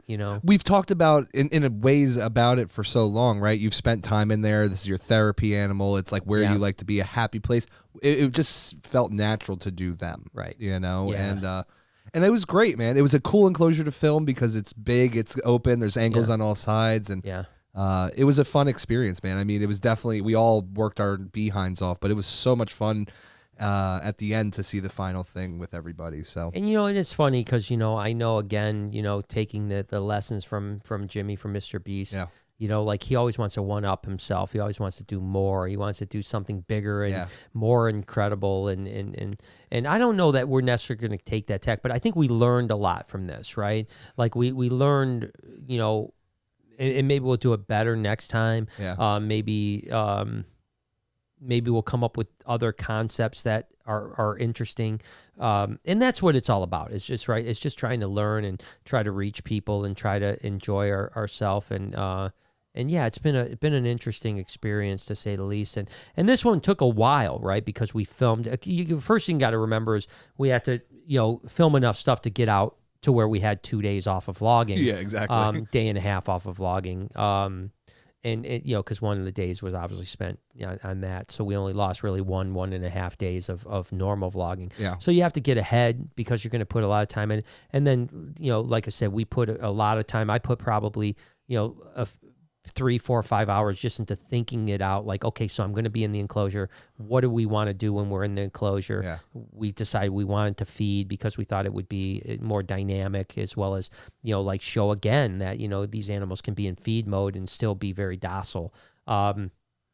And then obviously we did the filming part, and then Jay, like I said, he spent 50 hours editing, and then Noah spent probably another 8 or 10 hours. I would say editing. probably close to 10, because he 2 full days of us filming, he was editing. Right. So I mean, you're looking at 60 hours. So we probably have I've said close we to probably have 120 hours total into this video. Oh yeah, with you actually in there too. With everything, 120 hours worth of video into that video, and that's crazy because you got to remember we're daily vloggers, So this so is not over a course of 3 months. We made this happen. This is over this, a week and a half. So it made the last week and a half, pretty hectic. But it was so cool. But I was super excited about the outcome. I was really happy with the actual video itself. I was surprised to hear Lori watched it because she doesn't typically watch the vlog, dude. and she gave us some constructive criticism. But mainly she thought it was really good. Yeah, she was like, I actually loved it. Yeah, she was like, I see where you're going with this new style. I see what you mean. And she said, I mean, literally, it may be harsh to hear this, but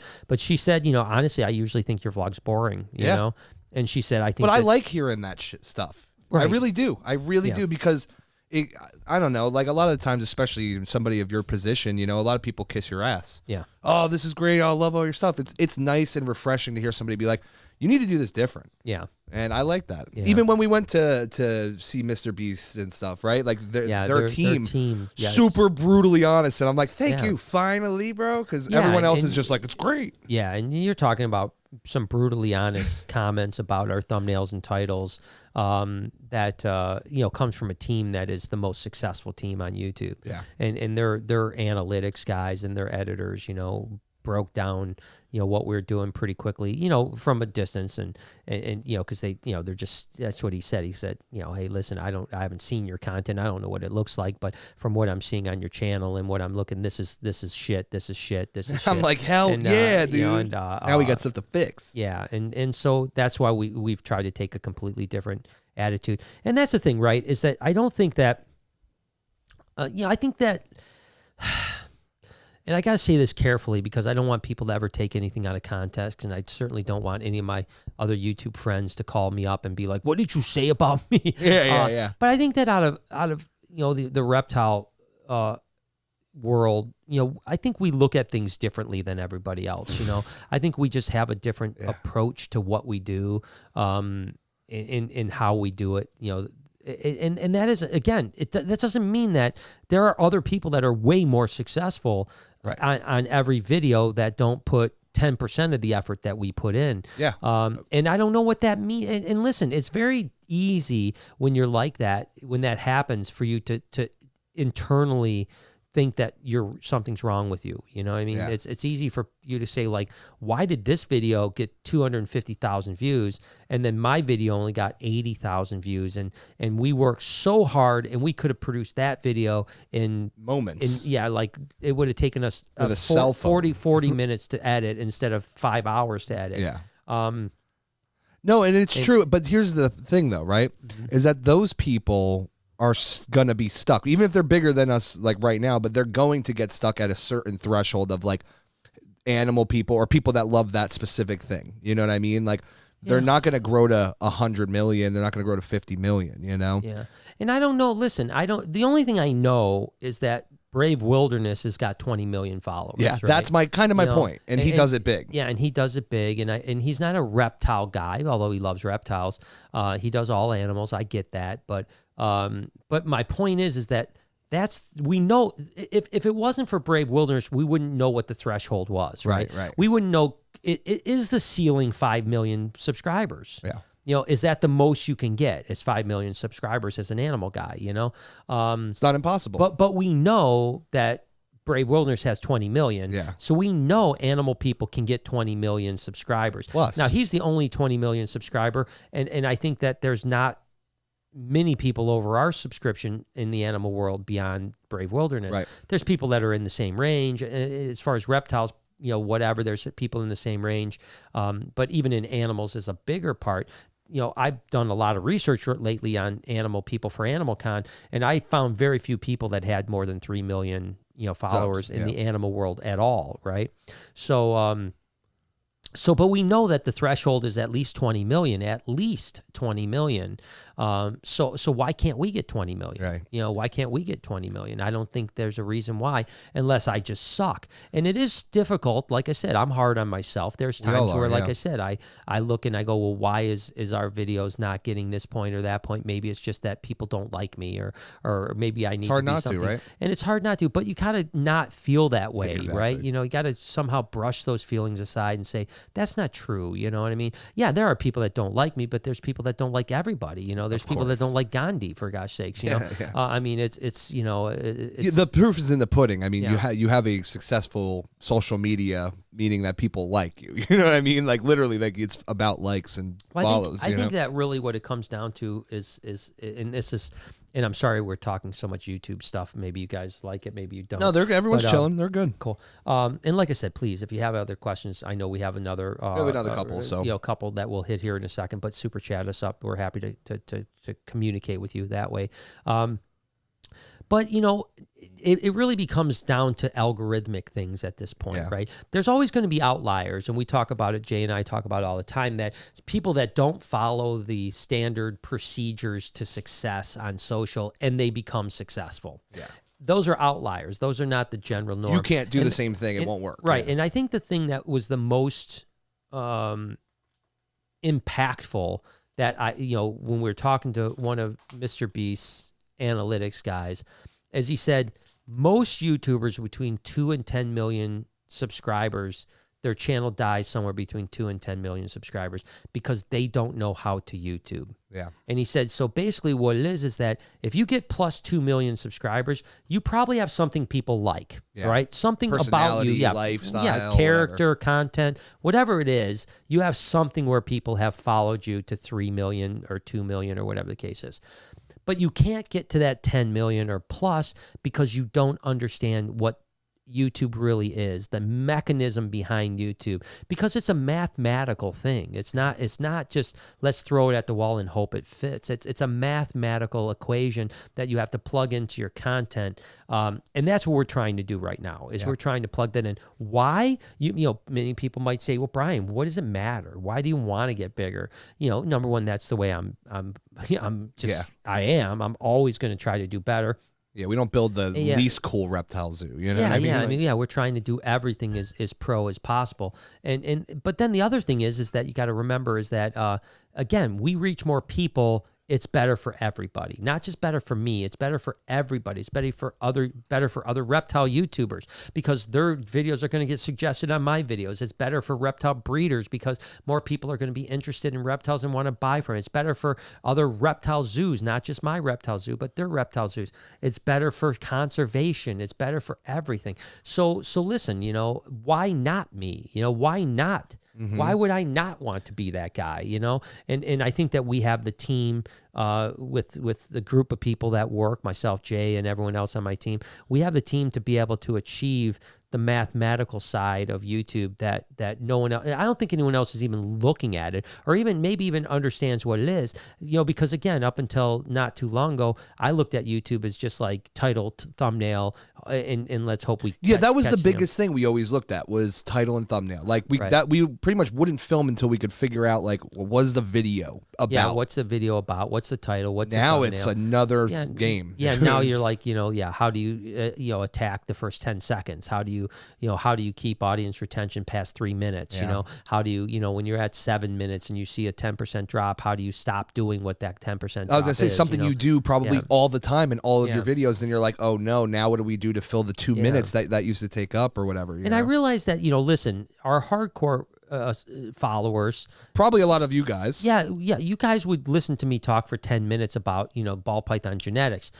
But you listen for 2 hours. What we did find in looking at the analytics on the early side is that if I'm talking for more than like 30 or 40 seconds on a topic, we start to lose audience. Yeah. If I'm not doing something while I'm talking, if he's cleaning the enclosure is different. If there's something actually interesting happening while I'm talking, we don't have the audience drop. But if I'm just like to camera myself explaining something for a period of time, that's when your audience retention goes away, and that's when you start to lose the algorithm. So it's really complicated and really changed the whole way that I look at things, to be honest with you. But it has been fun. It has been. Peter says, I met you when I was 13 at a Snake Expo show in Dallas, I think, and today I'm officially 23. Happy birthday.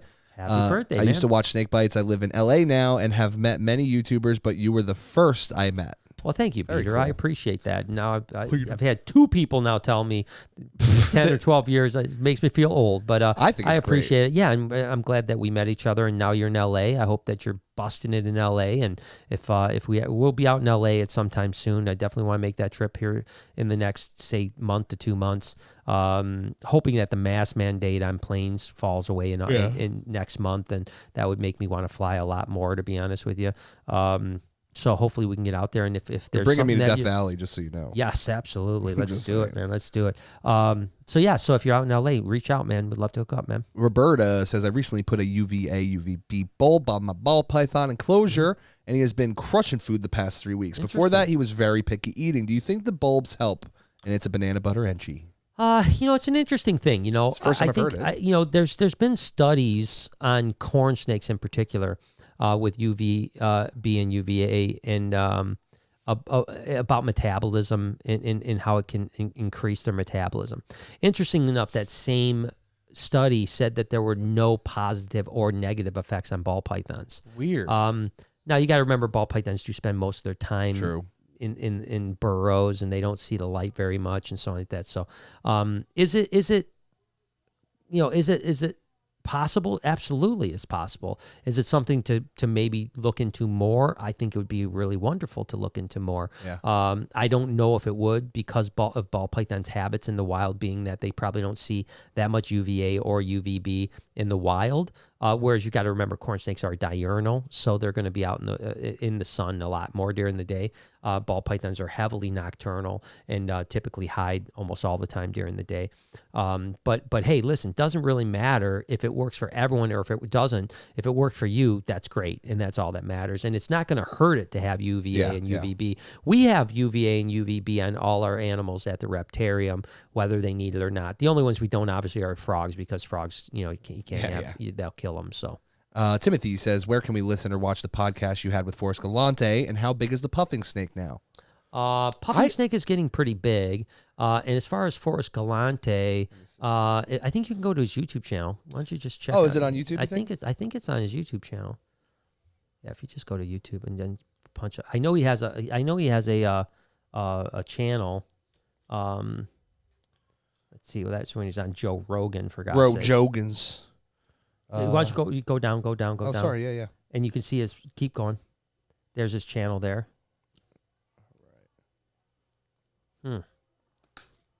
Well, I don't know.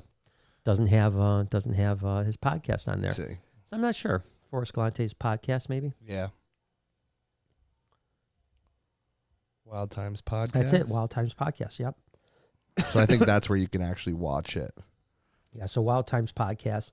Good, guys. Can you scroll down? Is ours on there, or? I'm trying to see. It doesn't look like a very, how's the word? Organized. Not organized, but like updated website. Because this is 2 weeks ago and 4 weeks ago and then 2 months ago. You know what I mean? Right. And I know we uploaded it that night because I had to be involved in uploading too. So, but yeah, you can go anyways. I'm sure it's on everything. Spotify, Apple. I see everything here. Yeah. Wild Times podcast. Just look on it on whatever thing and you'll find it. It was a great we had a lot of fun. Really good guys. It was his executive producer and it's interesting. Yeah, the last one he has is on January 31st. That's what I'm saying. Nothing's really that updated. Yeah, so maybe they haven't. Yeah, maybe they haven't uploaded the newest. I know we uploaded it, but maybe they haven't made live the newest one. But yeah, definitely check it out. It was a good time, and they're really good people. Again, it was Forrest, his executive producer for Animal Planet, and then a guy named Peter. I'm not sure exactly what Peter did, to be honest with you, but I'm assuming he was on the team, a film team or something. And then the Puffing Snake. Puffing Snake, like I said, it's getting big. It's probably 3.5, 4 foot now. Beautiful. Maria says, you're great at a lot of things, but you're a horrible critic. Stop being so hard on yourself. There's an army of us who fully disagree with you. Well, see, you're disagreeing with me, Maria. Thank you you're making my point. That you're disagreeing with me. There you go. No, I appreciate it, Maria. I really do. I still want to know what her thoughts are on on the Perfect Storm. So please come back with that, Maria. I'm you wonder if like people that are commercial fishermen. Get asked that stuff all the time. Do they watch those things or they not watch those things? Okay, so is it like superstitious? Is it like does a plane pilot watch a show on Lost? Miracle do they at watch the Lost? Hudson? Yeah. I always see. I would remember T-Nails. I do, sure. So he doesn't watch skateboard fails at all, like any bails or anything. He's like freaks out. So if he's ever going skateboarding, he's like, if you put that on, he'll yell at you. Wow. Did you notice that? Did you see that Shaun White whiffed it, man? I didn't see that he whiffed it, but he's been all over social media since his Olympics started. But why would he do? His last run ever. He was in 4th place last run, and he fell. What a little. So his last run ever in Olympic competition, he didn't even make the podium. He crushed his whole life, though, man. And he's been so good. And listen, skateboarding too. The first tricks he was doing were just ridiculous, man. And then he just caught an edge and fell and he literally could see the emotion. He was crying. He was like, he's been a good dude too, man. Yeah, he's super dope. He's something that someone to aspire if you're in that world for sure. But 5 Olympics, 20 years. Yep, he's been crushing doing it, man. And he skateboarded for a long time too. After during the middle of his career. So. No, it's an inspiration, no doubt about it. Dank J says, "Love you all. Stay safe. Care for the reptiles and be kind." Thanks, JJ. Dank J. Dank J. What do we say? Bing bong? Yeah, bing bong. I think we keep it. I think it's great. I'm Reptilian says, came to the Reptarian for the 3rd time yesterday just to see Neo. I couldn't hold her, but she is absolutely beautiful. We'll definitely be back soon. Oh, they didn't take her out for you? Who did that? I'll find him. You tell him down below. Tell him. It was funny because Mike actually. I wasn't here last night at the Reptarium. Right. And Mike actually texted me and asked me if he could take out Neo, and I said, please take out Neo because I want her to start getting held by everybody. So I apologize about that. I that was maybe he texted me because you asked about it, and by the time I got back to him, you had left. Or something it's very like possible. But yeah, no, definitely next time you're here, you're obviously if you've been here a few times, you got to be local or local-ish. Yeah. So please come back again and hold Neo. Because, you could hold her all night. Yeah, because we want to get her held a lot so she becomes very Perdita-ish. Yeah. And she's very good right now, but she's not, she's not as, she's still the retic, you know what I mean? Not from a biting standpoint, but she'll run a little bit. We want her to be chill. Yeah, so the more you handle, the more she's going to stop running and become, Perdita was this size when we started handling her a ton. So yeah. And then that's what I got for right now, mister. Yeah, so so I don't know. I think that, timing with the American Competes Act, I'm still not sure what the timing is going to be out of the Senate.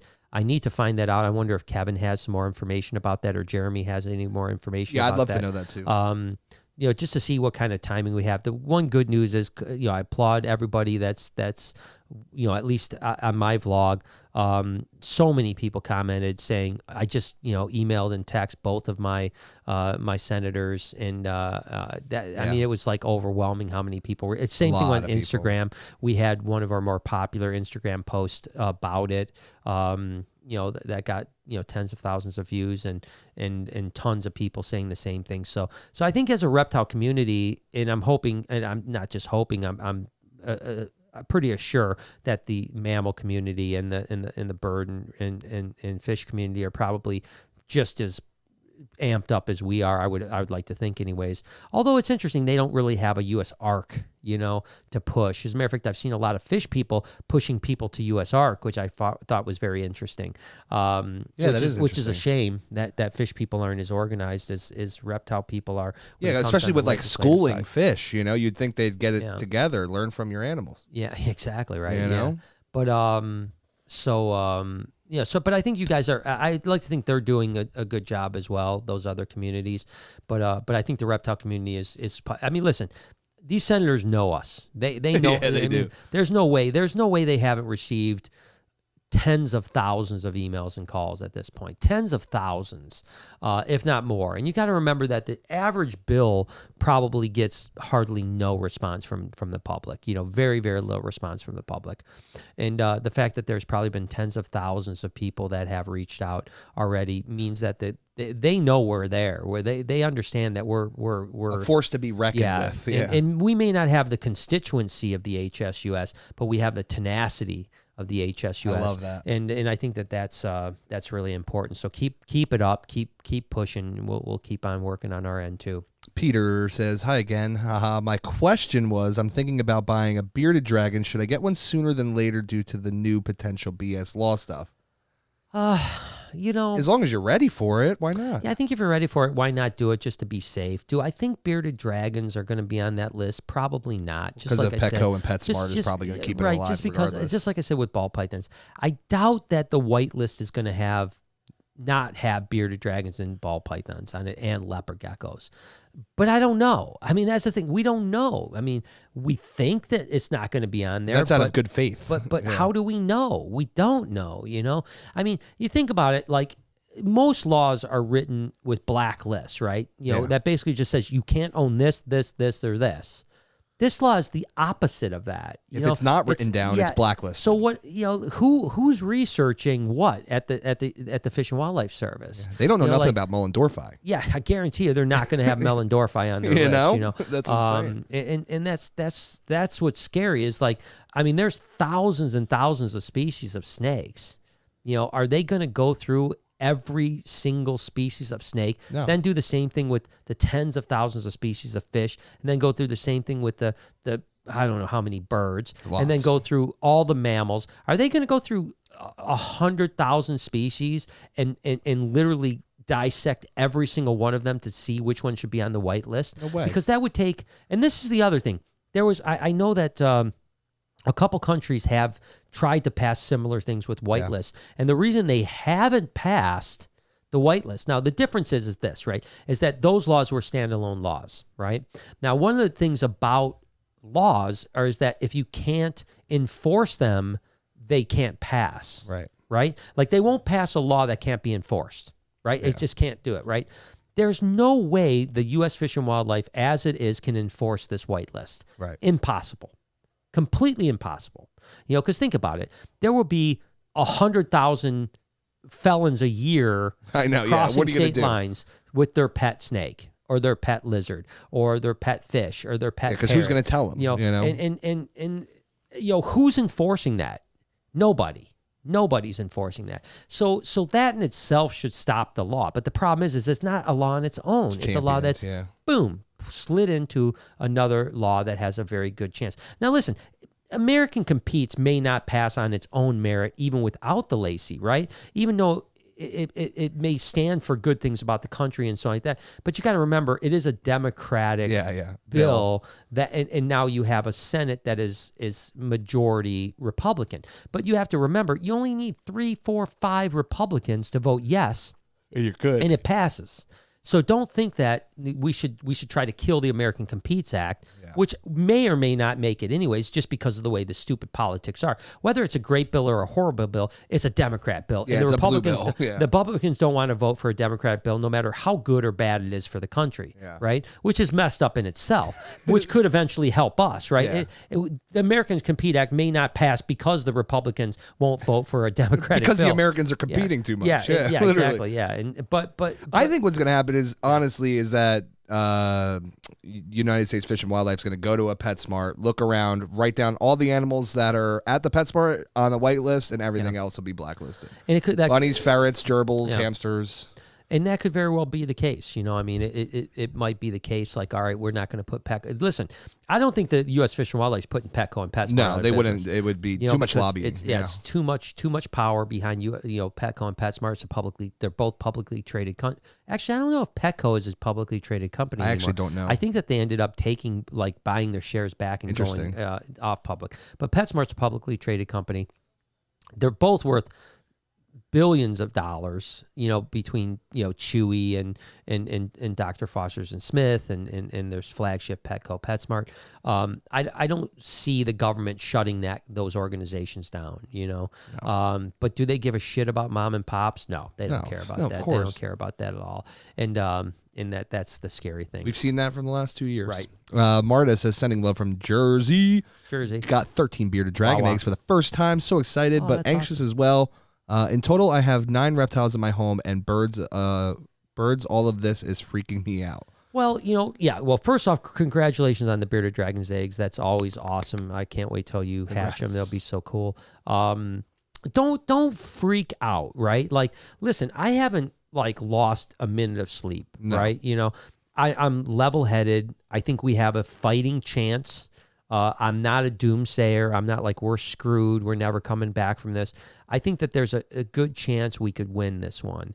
I also think there's a good chance we could lose this one, but I'm not going to freak out. There's a saying that I've said, I'm sure Jay has heard me say this. This comes from the Bible, not that I'm a Bible thumper, but it says, what man through worry gains an inch of stature. Yeah. And basically what that just means is that, worrying and freaking out about this isn't going to change the outcome. Do what you can do. Spread the word. Call your senators. Email your senators. Donate. Do your due diligence. Donate. Become a U.S. ARC member. And then that's all you can do. Because what we don't want to do is have people freaking out, losing their mind, really getting into a mentally tough spot, anxiety, depression, whatever the case may be, which, by the way, I've already talked to several people that have called me about this, that have said they've been mentally struggling really, really bad since that. And we don't need that. And then all of a sudden what ends up happening is that it doesn't pass, and now you did all that for nothing, right? I read this thing, a psychologist once said that 90% of what we worry about never comes to fruition. So true. And so don't worry, don't freak out. Be level-headed. Let's get this shit done. Do your due diligence, and hopefully we will come out on the right side of this. Yeah, I agree completely. Yeah. Reptilian came back to say, Mike texted you for me, but he said we couldn't hold her. Just touch, but it's all good. Fire Mike. He's a piece of garbage. No, he is. He said it's all good. Don't fire Mike. Yeah, he's gone already. He's gone. Before I read the full thing, gone. Done. Yeah. As soon as he said touch, not hold. He's fired. Yeah. What are you thinking, dude? This is the Touchitarium? Yeah, this is the Touchitarium. Yeah. Come on. No, I am really sorry, Mike. That was Mike's fault. Yeah. Mike's an awful human. Yeah. I don't even like to be in the same room as Mike. Usually. No.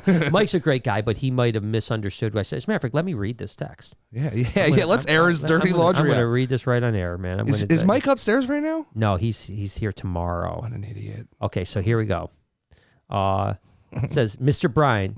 No, it doesn't. It doesn't really. Yeah, it does say that. Yeah, that's not what it is. Hang on a second. Where is it at? Mr. Brian. Mr. Brian. What the heck? Where'd it go? Was it on Instagram? I bet she did it on Instagram. Because he always messaged me on Instagram. Why has he got my number? Why would he Instagram Dude, me? I don't know. And I don't know why he would ever do it to me. And I have so many damn Instagram messages. I'm going to try to find this. I don't answer anybody on Instagram. I don't have my notifications turned on. I actually answer as much as I can. Yeah, because you're a sweetheart. I'm not. But I'm trying to see. No, I'm just kidding. I'm just busy. It wasn't on Instagram either. Wow. Did he retract his messages? Yeah. He's like, there's no proof I even did nothing. That's so bizarre. I'm going to look Let's just call him. We should call his ass. He's at a hockey game right now. That's even better, dude. Yeah, literally. Ruin his night. I'm literally reading this stuff, and it's not here. Yeah, well, I hope he enjoyed working here, because that's over now. Anyways, wait a second. Okay, so this is so it's okay if I pull Neil this weekend. Yes, just keep an eye on how she's acting, but I want her to come out. You got it, Mr. Brian. Oh, wait, so he answered it fully? Yeah, you got it, Mr. Oh, now it's Mike's fault. That was 100%. I said, just keep an eye on how she's acting, but I want her to come out. You got it, Mr. Brian. So I'm sorry. That's Mike's fault. That's his bad. We'll punish him in the Have you heard of flogging? Flogging? A flogging vlog? A flog. We're going to do a flogging vlog where we just flog him, man. You flog the heck out of Mike. Do you remember that? It was like some country would flog people for doing things like stealing or something like that. Yeah, but I don't and there was like an remember. American, this is like 15 years ago, there was an American that got caught like stealing an apple. Yeah. And they were like going Flog to the shit out of publicly him. flog him. And then America was all up in arms about like trying to stop the flogging. And yeah. So, Stop the flog. Stop the flog. That'd be a great protest, dude. I'd join. I'm a flogger. Oh, man. Family Bites Travel says, miss the podcast, but Australia is opening soon. Yes, so I did hear about that. So Australia is opening, which is great, without quarantine. But right now, and this could change, is that you have to be triple boosted or triple shotted for vaccinations. I'm double shotted. I am not boosted. I'm not going to get into the reasons why. I've caught COVID 3 times. I've been vaccinated since early on. I wore a mask, caught COVID twice wearing a mask. So I've just changed my mentality on that, and I'm okay. I've got plenty of immunity right now, and I don't need the boost. So right now, what I read was that if you have fully vaxxed with boosted, you're allowed in the country starting, I think, next month without quarantine. But I will not be getting a booster just to go to Australia. So hopefully they'll change that mentality as well. And then I think that's all I got for now. Yeah, so we'll wrap it up here in a minute. I don't have a whole lot more to say, to be honest with you, but yeah, so I mean, listen, I think that we can go to South Africa now. As a matter of fact, I heard that South Africa is really opening up right now. It's been open the whole time, but like it's really, really going almost like back to normal. There was even some restaurants that just opened in the last couple days in Cape Town that had been closed for 2 years straight. They had been closed since the beginning of the pandemic, and they've now opened up. And they did. I saw a news story on it where like no one's wearing masks. Everyone's just back to normal. So it sounds like Africa is South Africa, I should say, is very much, pretty much. So I think, that might be the first major trip that we take. I know Heidi has her Reptile Expo in the end of April, the last couple days of April. Yeah. So that might be the first big out-of-state, out-of-country trip that we make. I don't know.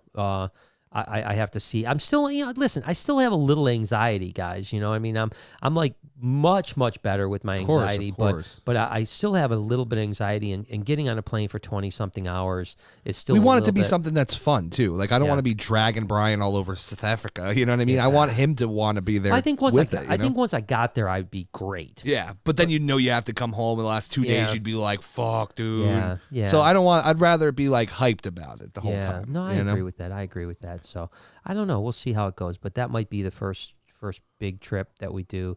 Australia might be a little bit later. So I don't know. We'll see, what happens there, but we'll just take it a day at a time. Scottish Rob says, any suggestions on how to start wholesaling? Interesting.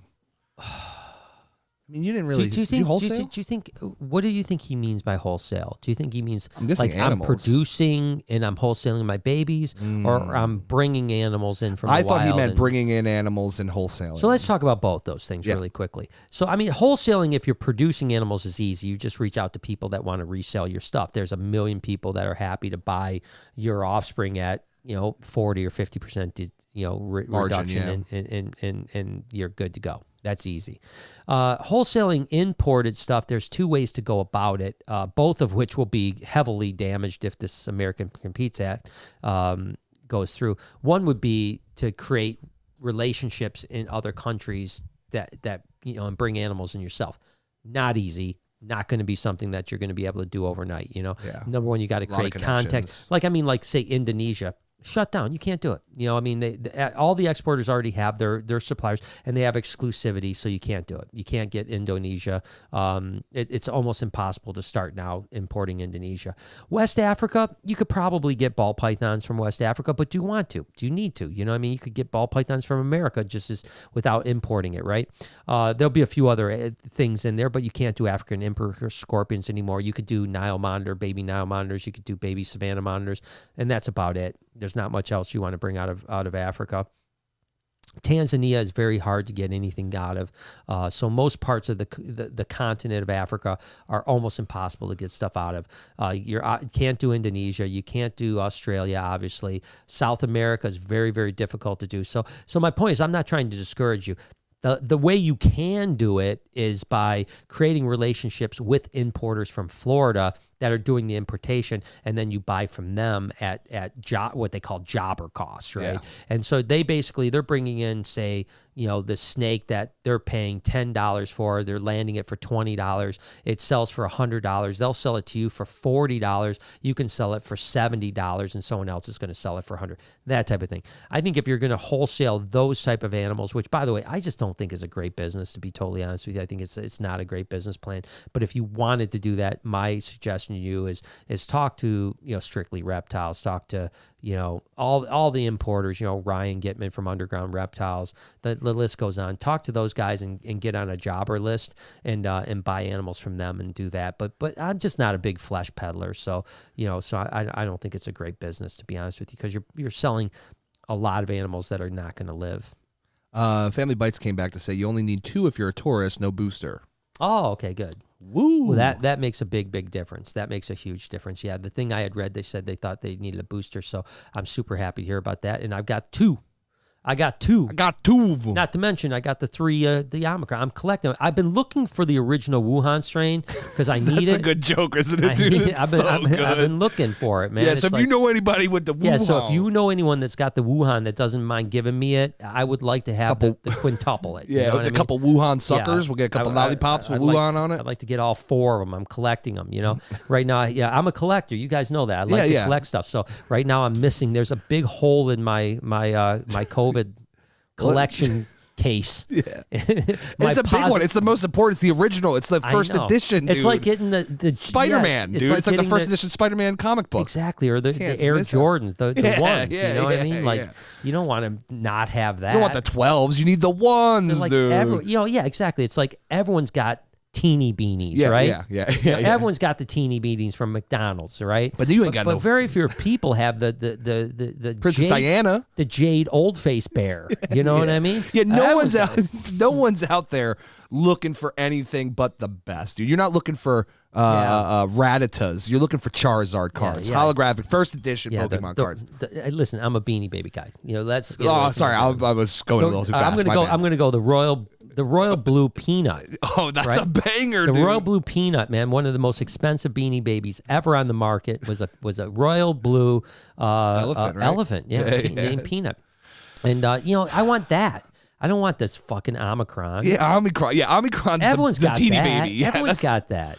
Dude, it's a really good analogy, to be honest with you. This needs to be a skit somewhere. Right. Let's make it. Yeah, so I'm hoping. If anyone knows anyone, please let me know. Yeah, hit me up on IG. Yeah, hit at Jake Tomsky. Shalina says, "Have missed just send me a vial. Yeah, send me a vial. Couple lollies would be good." Yeah. Shalina says, "Have missed the last few lives. Good to be back. I emailed my senator and F the vaccine. Good for you. Have an awesome night." Well, thank you. And I'm not an anti-vaxxer by any stretch. Like I said, I've got double vaccinated. Could I do it again? Probably. It's not that we don't. It's not that we don't want to. It's just that why would you? It's just tough now. I mean, if you really want to sit down and say, hey, you should get the vaccine. You're definitely most likely going to get side effects for a day or two. And it might not help you at all. And you're probably going to still get COVID and you're still going to get sick. And, as long as you don't have comorbidities, you're not going to get any sicker whether you have the vaccine or not. As a matter of fact, we know somebody, we won't mention the name, a child who is double vaxxed and has been sick for like 6 weeks now, 6 or 7 weeks Still now. sick, And this is a right? child that has been sick for 6 or 7 weeks My parents now. were both double vaxxed. My mom was sick for a very long time, month and a half, still like runny nose, all that So stuff. again, I'm not anti-vax by any stretch. Nope. And listen, I have the vaccine. I'm happy to do it. I've got my card. I'm all about it, man. But it's a hard sell. It's a hard Very sell right hard now. sell right It's a hard sell right now. Especially because it's like not so crazy. Yeah. You know? If people were all dropping dead, I'd be getting it. But Yeah. it's not. And this is good. You know, hey, listen, you know, This is what we want, right? the country of Denmark said that, you know, you can't control it. So let's not try to control it.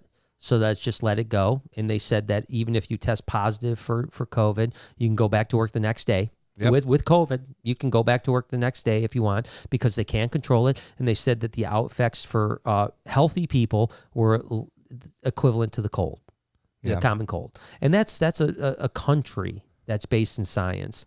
Denmark's a very well-respected country. Yeah, very well-respected scientific country.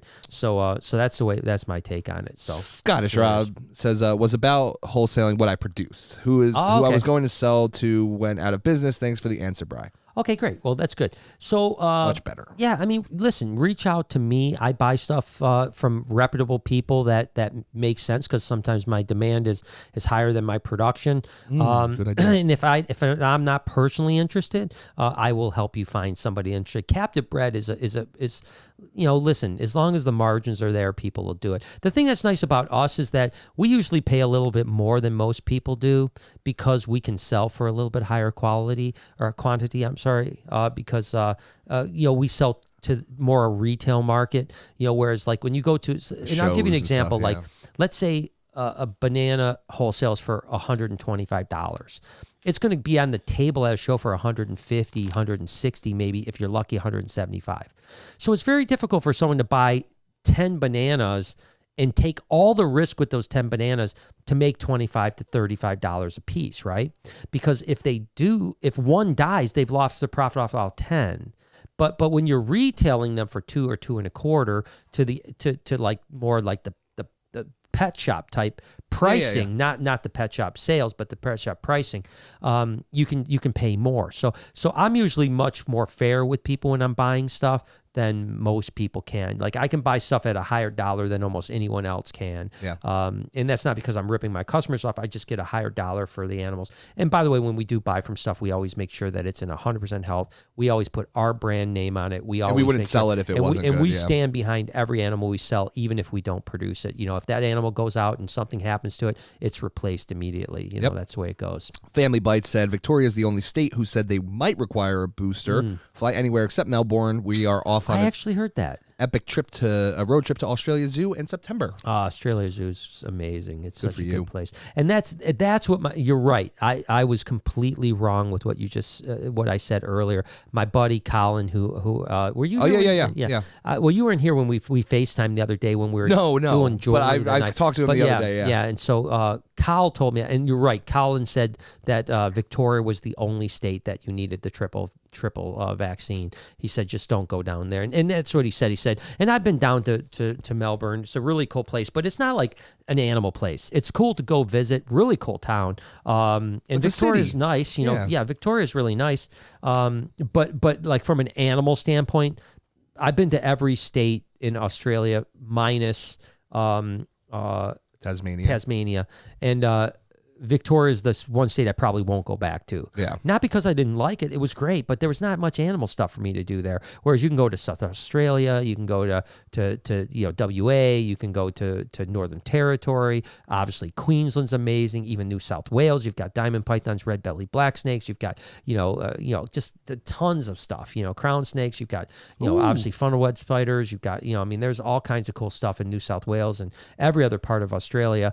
So Victoria, I don't need to go to anyways, but that's right. That's what Colin told me is you can fly into anywhere else but Victoria. So yeah, I was wrong about that one. So I apologize. And that's all I got. But I do see. I think that's a Robbie Kezzy. I see a Get Rob. Swamped. What's up, brother? What's up, man? Right, Get Swamped, right? Yeah. He just says, hello, guys, and he just threw a bunch of waves and that his it cowboy hat. It looks like Robbie. I honestly thought it was just a picture. I thought it was actually a picture of Robbie. My eyes are going over bad, but nice to see you, brother. No, it's good. Robbie, I love the dude, man. Please go show Robbie some love. Go in the comments or the chat right there. Click on his thing. Click on his subscription. If the guy looks kind of like the smiley face with the cowboy hat, you found the right page. Yeah, and there is. Yeah, he says hello, everyone. Love it. Robbie's a good friend. He's a great dude. He deserves a lot more love than he gets as Hell far yeah. as like, he's a good dude, man. He knows his shit and he's a great guy. I can't wait to go hang out with him again because he's always a lot of fun. There's no You think doubt he about it. realized that we weren't just talking all that trash about him 10 minutes ago? You didn't catch early in the podcast when I was saying like this Make guy. sure he doesn't go back. No, I'm muted right now. He can't even hear The me. Keezy virus. Don't go. That's who probably got the Wuhan strain. He's probably got the Wuhan. It's got to be in that swamp somewhere. No. We love Robbie's you, brother. great. No, we love you, and I can't wait to see you again, bro. As a matter of fact, we'll be down there pretty soon. Family Bite says, I live in Victoria, and I agree. Tasmania is a must. I have to get to Tasmania. That's where we're going. And that was one of the things I talked with Forrest Galante about. As much as I'd like to find a Titanoboa, and I realize that's probably impossible that the Titanoboa still exists. He's a thylacine guy. I know he he's is, like, dude, yeah. like that's like his thing, and he really believes that. He obviously there's been sightings in Tasmania. There's even been sightings in mainland, but he believes PNG, Papua New Guinea, is where they're going to find the thylacine. He really believes that that's the place for it. So, can see it. And that's kind of his like life quest, right? He's found a bunch of extinct animals, that. Yeah, he crushes. Too. He's done such amazing things. He's really a great guy, and but he believes that it's still there. So I do have to get to Tasmania though, 100%. Just haven't had an opportunity, and I'd like to bang that out maybe the next time. That way, it'd be we cool. got to do our first together. I like doing first. Yeah, exactly. We got to get to Alaska, and then we got to get to. That's what Maria just said. She's like, get to Alaska, man. Y'all promise. We're getting there. We got to get a couple other states. We just do it the summer, man. Oh, let's hit it, dude. No, because we want to get your last date together. I'd like to get the last date. I'll go by myself. I don't care. I'll go drive right now. I'll go around the country. I'm down. We just got to figure out a way to do it. We should figure out the states, and we should go to those states first, and then plan, for like late summer, Australia or Alaska. We'll go visit Maria. Dude, let's do it. 100%.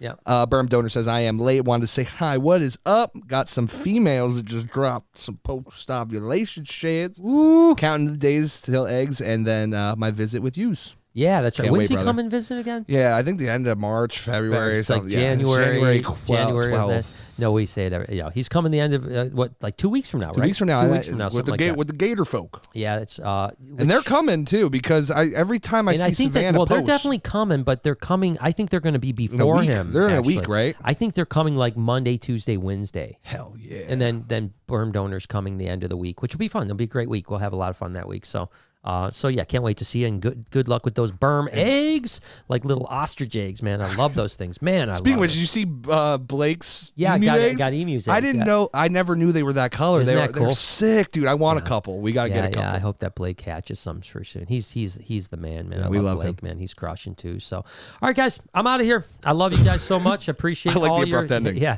Hey, there's no sense, man. It's over, man. If there's nothing when else, it's over. It's over. It's over. You just got to know when to leave it be. So, I appreciate you guys. Have a great night. Love you guys. I'll see you guys again on Wednesday and tomorrow. Yep, tomorrow we have a vlog. So I want to see what day it was. So, I don't know either. So, all right, we'll see you guys tomorrow in the morning in the vlog, and we'll see you on Wednesday in the podcast. Peace.